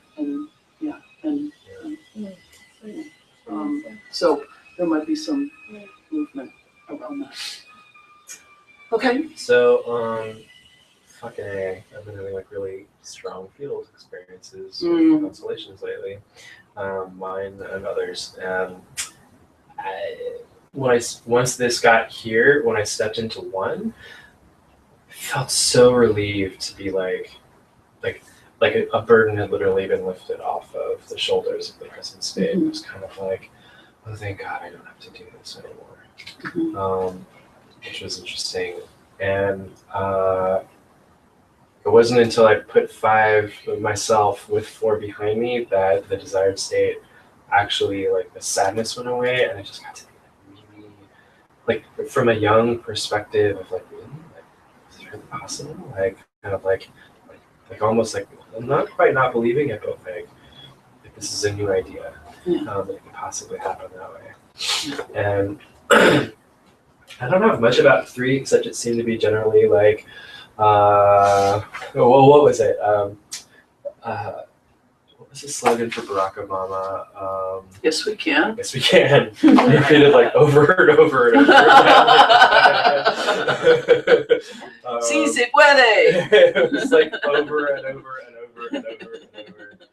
And 5 just like me just kind of being like kind of excited. But stepping into 4 was like they are like the 4 and 4 plus are like locked. It feels like they're locked together. They're a little locked. Other. It's true. And probably to move it to the next step, you need something like what Beth brought in, something that serves, supports, and brings life to these. Yeah. Then they can get congruent, okay, and support you. Yeah. Right. But there's still a fair in the system. Obviously, they're at peace. It's over. It's done. But in the system, there's still unresolved distress here. Oh, I can feel it. Yeah. Oh, it was wild. It was stepping into that. That was one of the more intense roles I've had in a little bit. When you 2 were holding hands, was that 4 and 4 plus? Yeah. It was, as soon as I stepped into 4 plus, I felt almost as bad as 4, which surprised me. And then I just really felt like we're connected.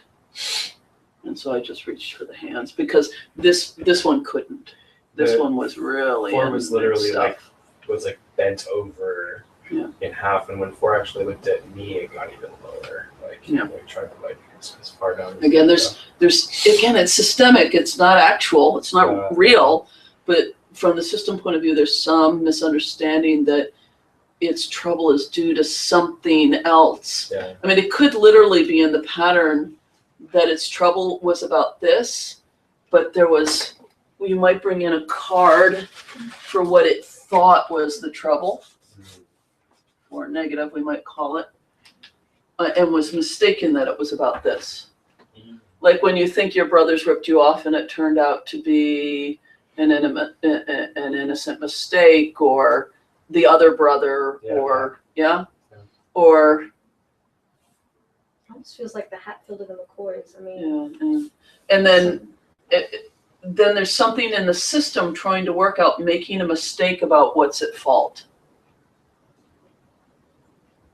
or what's really behind things. And that's the pattern in the system. I don't know if that resonates for you at all. I think that does. Okay. Yeah. That was the experience here. I had such a strong sense of I'm upset and it must be about these. The facilitator me knew that couldn't be true, which is why I brought this in. Because you know, as a facilitator, that the troubles in the past are something about the past. They can't be about the present. Peter and his beliefs are not sourcing this one's suffering. It's just highly unlikely at the very least.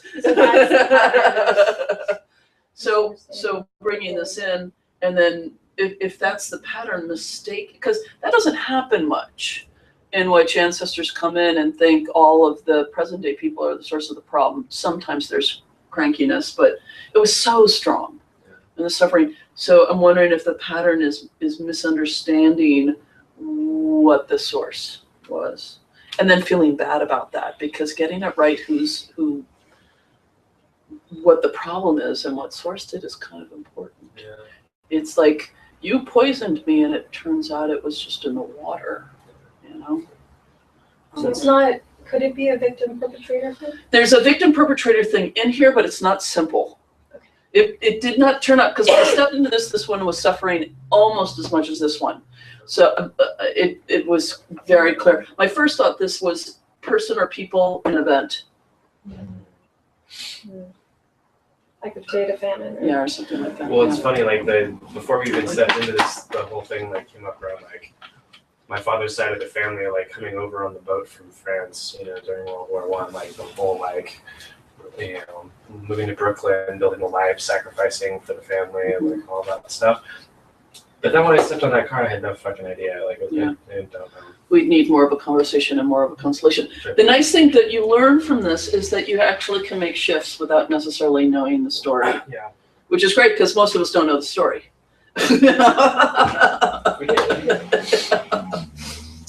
Oh my gosh, I just remembered there's a stone at Mont Saint Michel, and I put my hand on it, and I'm like, I put this here.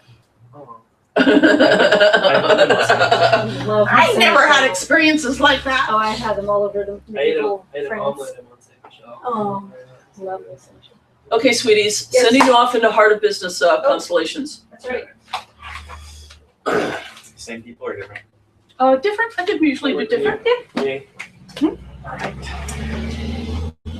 And what's your verbose description? She'll end up being really quiet, right? My verbose description. Alright, what would you like first? I'll be your business.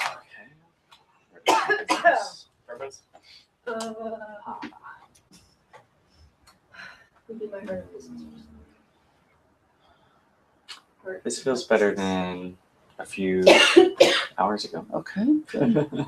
I'm still doing that distraction thing a little bit. Mm. Once I think I've done this with you before. Let's switch places. Okay. It's like a nap. That's better. I don't know, what is that about? I don't know. I've done, haven't I done that with you before? Yeah, and I have a break. Like we're in the wrong spots somehow. And what changes would we switch? It's just a K. Mm. I couldn't get focused. I couldn't get centered. I could like come back to you, but it would like almost bounce off. Mm. And I was beginning to feel bad about that. Mm. Like Joshua has every reason for wanting me to attend to him, It's really funny. and I may have to report in that I'm not feeling that way. So this No, experience inside the business. But representation here it's feels like once again it's like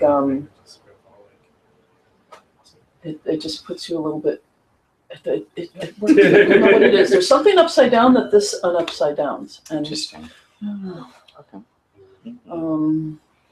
That's what does something change for you? Or do you need to do a compare and contrast? Let's switch get into. Okay. Awesome. All right. Yeah, I'm coping with some anxiety here. I can actually touch into like. Yeah, I can notice a difference in the connection.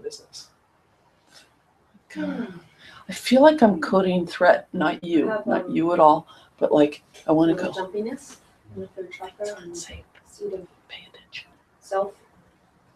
You know, Something like and over there that is not my Can I do experience. this? Okay. There. It's sort of That'll like be a better. summer, but not much. So for me, there's not a difference in either spot, like for me, but Yeah. for the feel of the connection Anything is when something. you're future not and the past, feeling like- that threat, Yeah. then it's, I don't, It feels like this like that space threat of feel comes across as like digging at what static self to me in a wants. way. Yeah. is Um. Yeah. Here you feel more in charge. In charge is actually not the right word. Cameron's been talking about leaving NLP Marin. He's been the absent father to his business. Mm. And the minute he left, he like all of a sudden his employees started acting differently. He hadn't even done it feels anything like, differently this yet. part Yeah. of- You know, of the- there's something like this, space like, to do oh, so, but you're in a grounded, protected you're here, way. Okay.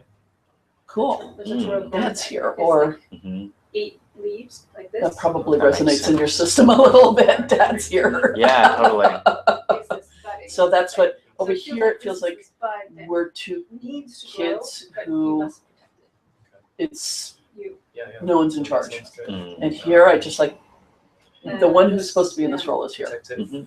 from Everything.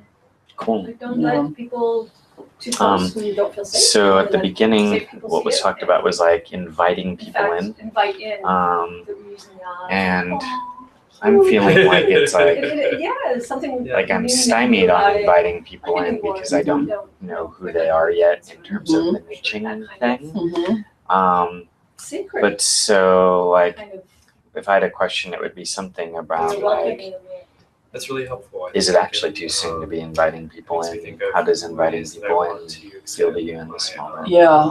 My reaction is there's a different verb. to Mm. share It's that I'm actually excited about maybe this, something and more I like. want to share this with people to be So I'm going to step into the kind of slightly snarky thing that I feel here.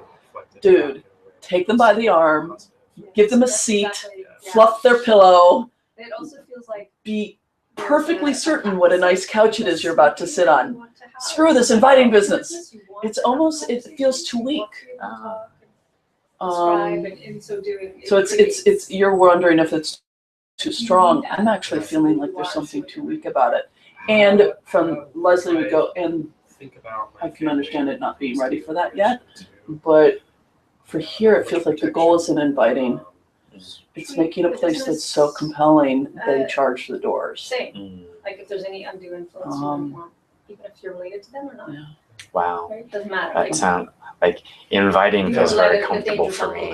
It's like, oh yeah, I know how to throw a party Yeah. and set an invitation Yeah. and all of that. Yeah. To make something so compelling that people are like lined up outside for it. Yeah. That feels like, Yeah. whoa. Well, and Leslie, I'll step off a little bit part of the business there. I have some experience from the church world where we do a lot of inviting, and it's BS. Oh, what do you mean? You're welcome here. We invite It you. feels right. Mm. As opposed to making a place that actually really genuinely serves them. Come in if you want to be like us. We'll make room for you. We have this really nice Anglican chant. Well, sure you'll love it. Rather than creating a ministry to alcoholics where they are and not asking anything of them. Right? The inviting becomes a way to actually not do the work of making anything that matters to anyone outside the walls. That makes sense. And so they don't grow. They wonder why. They're so inviting.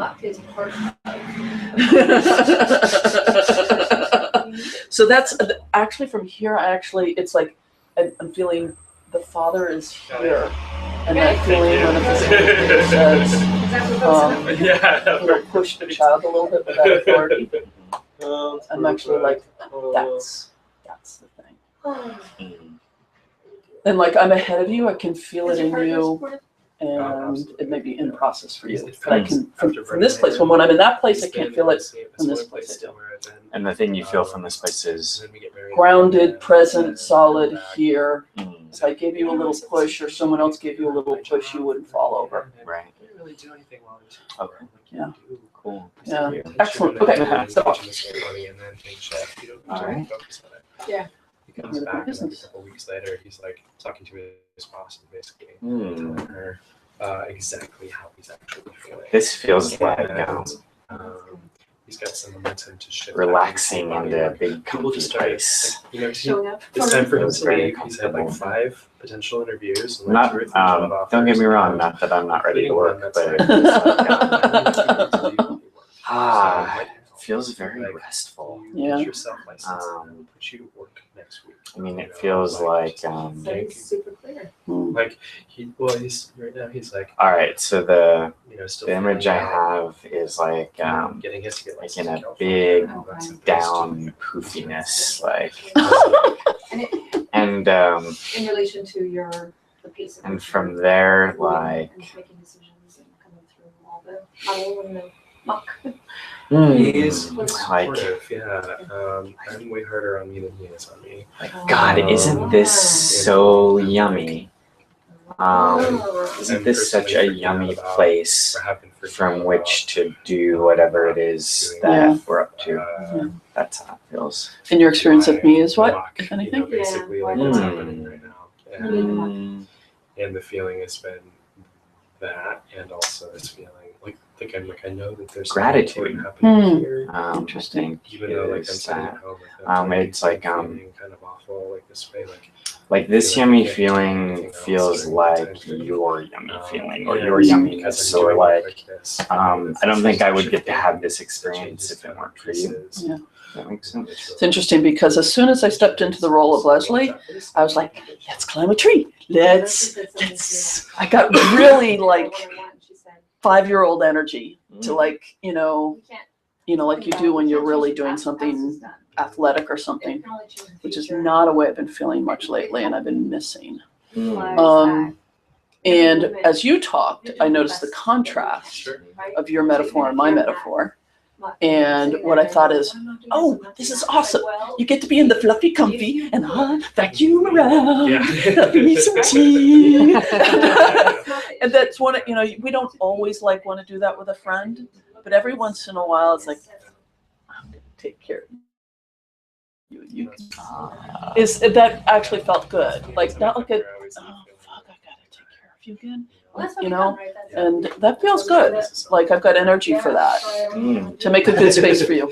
And when you said all of that, I said, great. Like inside, I was like, felt ready to jump up and go do that thing. And like when we're done with that thing, let's cuddle up. Yeah. Excellent. Cool. Okay, good. Cool. Excellent. We're all done. All right. Okay, so we're a few minutes ahead. But the jump starter started us a couple minutes late, so we're okay. So just last thoughts, any group maintenance, any I'm really grateful, Beth, for you raising the question. So about what's next. Oh, good. Yeah, I'm feeling a little bit anxiety about it.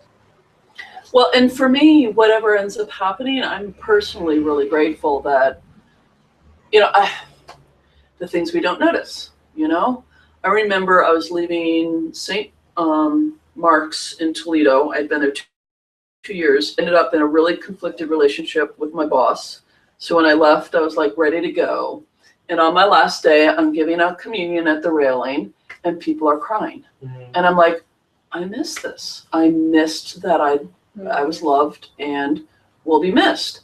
I'm not doing that anymore. I'm not gonna, and noticing that this is that valuable for you is really, really, I've been putting so much attention on the new group that, And I think because things have shifted in my business and I can feel the internal shifts, right. It's made more valuable. When I was not feeling it, I was like, rah, rah, rah, rah. How is this helping me? Yeah, right. But I also recognize what we're doing. So I've been feeling like all of these shifts are so incredibly important, even if it doesn't look like externally there's a whole lot of momentum happening. Like inside, things are changing, and I'm also kind of like, what do I do in my video testimonial? It's like, so much inside of my inner world has changed. Yeah. And I haven't quite done this thing yet, but Well, we would want to include that too, right? But this has been honestly, whenever I leave here, whenever I have this one comes here, this is a really big part of the piece that I'm doing for my business, and for myself. Well, and I'm sure everyone would agree. At the moment you move into action, you've integrated a lot of the nuts and bolts stuff. You're going to be able to move into the steps pretty quickly. Yeah. Rather than going, oh, what do I do next? Well, and the heart of my business just told me that the muck was necessary for the flower to bloom. So. We were abounding in metaphors today. The lily grows in the swamp, the muck is necessary, and protect it and only expose it to those things that you want to. That's really okay. Thank you. Other shares, other thoughts, other things? I need to go somewhere after this, but can I sit here for 15 minutes and just Of course. ground? Because I know in the past I've left here, I'm like, what? Well, and if you just want to sit on the wicker chair for a little while, I just have Or to here, figure that's out fine. where I'm going. Yeah. no worries. I'll just putter and clean up around you. Okay. Thank you for asking. That's fine. Yeah. If I couldn't say yes to that, I would say no. So self-care is really what I Yeah. need to do next. I will echo that. There's a big part of it. It's what is the next thing from here? Even if for me it might potentially even be going through that October class again, and yet probably not. But what is the next piece from here? Or what are the opportunities to work with you and work with? It just feels like it's been keeping me on track. Yeah. If we want to keep doing this, we'll find a way to do it. I mean, this feels extremely yummy to me. Yeah, and I think we're becoming your advanced class, so to speak. And we. Well, and if it continues on, then the graduates of the next class would get folded in. I mean, that was part of the vision, is that I'd get a bunch of people who began to do the basic classes, and then a smaller number of them would do more advanced stuff. I'm not going to even advertise the advanced stuff. There's no point. Well, and the constellation work honestly has been so uniquely set up, for whatever's going on for us. That for me, the nuts and bolts are great. I've got them when I need them. I'm ready for them. But the constellation piece is like so unique and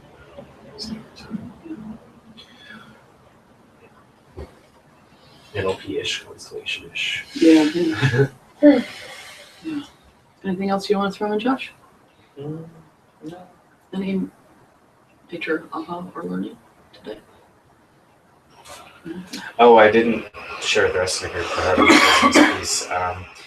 Apparently, the heart of my business is upgraded from invitation to like some sort of strong arming. I said, screw this invitation stuff. But I really like. But in a really F1 kind of way. I mean, the challenge for me here that I heard was like, well, I like that inviting can be like not enough. And like you also have to really pay a lot of attention to what you're inviting people to. Right. And the idea that I could be inviting people to something that's so compelling that they're actually beating down the door. That was the phrase that was used. I was like, that feels way too big, much later up there. Except I have some experience of that with ceremony where like we would have these reunions where like a lot of people would actually show up. And there was a lot of energy to it. And it's like, oh yeah, like there are things that people really want and are willing to invest in time and energy to have them. It's not outside the realm of my experience, actually. Well, and what this reminds me, and I'll flag it for next time, is it, I haven't specifically addressed this, and now I'm astonished I haven't, but it seems clear, is something to do with proper weight in your business. Because that's what we're talking about here. I think I didn't name it while I was in the role, but it's in the reversed position, you are in your proper weight. So an invitation doesn't, for the heart of your business, didn't feel like an expression of your proper weight somehow. There was something a little powered down about it. You can come if you like. So how about you're invited? You're invited too. Raucous good party. No, that's not the way Josh works. Josh does not say like, "Oh, come if you want." Yeah. Josh Where's is Josh? like, "Come, you should really come to this thing with me. Like, it's really awesome. Don't you know that you want to come to this thing with me?" Like, it's like only cool people come to these things with me. Again, from the church world, one of the things that ends up the politeness thing is if you're comfortable, please sing along. No. A good leader says sing along. If someone really can't, they'll take care of themselves and they won't sing along, right? Instead, and people hear this if you're comfortable as almost an instruction to not step up into. Which is so leadership for community assumes that people can really choose what they want and makes a powerful offer. So anyway, off with y'all. I just got you with like a you in a power suit with like a an No. earpiece. I'd love a power suit. Can it be Ted Baker? He's a British designer. Oh. So Makes clothing that fits in. poor Matthew Sutherland, who I adore, but gosh, does he get pulled by the winds? Hold by the winds. He's got a new coach who gave him 10 things for being successful in business. And some of them were fine, but a bunch of them were just awful. And one of them is your goal has to be $200,000 a year. Anything less than that, and you're not playing for real. Oh no. And I'm like, Does he actually want that much money? that's the question you've learned to ask here. What would you like? What's in alignment? What feels good? You set someone up for you have to want $200,000. When they don't want $200,000, they'll make themselves want it, and then eternity. Yeah, hate themselves for not living up to that. I almost wrote to him, but I'm like, oh, that's part of Matthew's dignity. Leave it alone. Did you have any of this particular chocolate? I don't think I did. Which one is that? This, have you had this before? It's called dandelion. Did you have any? Oh, Dandelion chocolates. All right. Oh, that is good. It's local San Francisco made chocolate. It's amazing. They're doing some really cool stuff. What's the name of the company? Dandelion. Oh. Where do you get it? I get it at Rainbow Grocery. I never go to Rainbow. They have a Site. store on Valencia Street. Yeah. And I don't know what other stores carry them. You Mm. can maybe find out on their website, but yeah, they're awesome. So I just wanted to say that as soon as Cameron stepped out of the NLP Marin system, I started to feel like this sort of pulling Away? No, like towards like you can do this, you can help. Oh, the seduction thing. Yeah. And even with the time limits that I put on it, the time constraints, all of that stuff, it's like it's just like a matter of like, well, you know, we really need you for this. And that whole like sacrificing self for other thing starting to come up. Cameron taught. I mean, he was talking about how you can work so hard and you have the feeling you're not doing enough. It's Well- always the way it feels for all the staff, and I'm like, fuck that. You guys don't get paid enough. Yeah. When I found out 4 years ago that Shannon wasn't getting medical benefits, Yeah. I went, that's wrong. There's That's not right. there's a lot of stuff in there that's really kind of crazy. And when I'm in the student You're honored seat- to work for NLP. Exactly. You know, but Janet doesn't really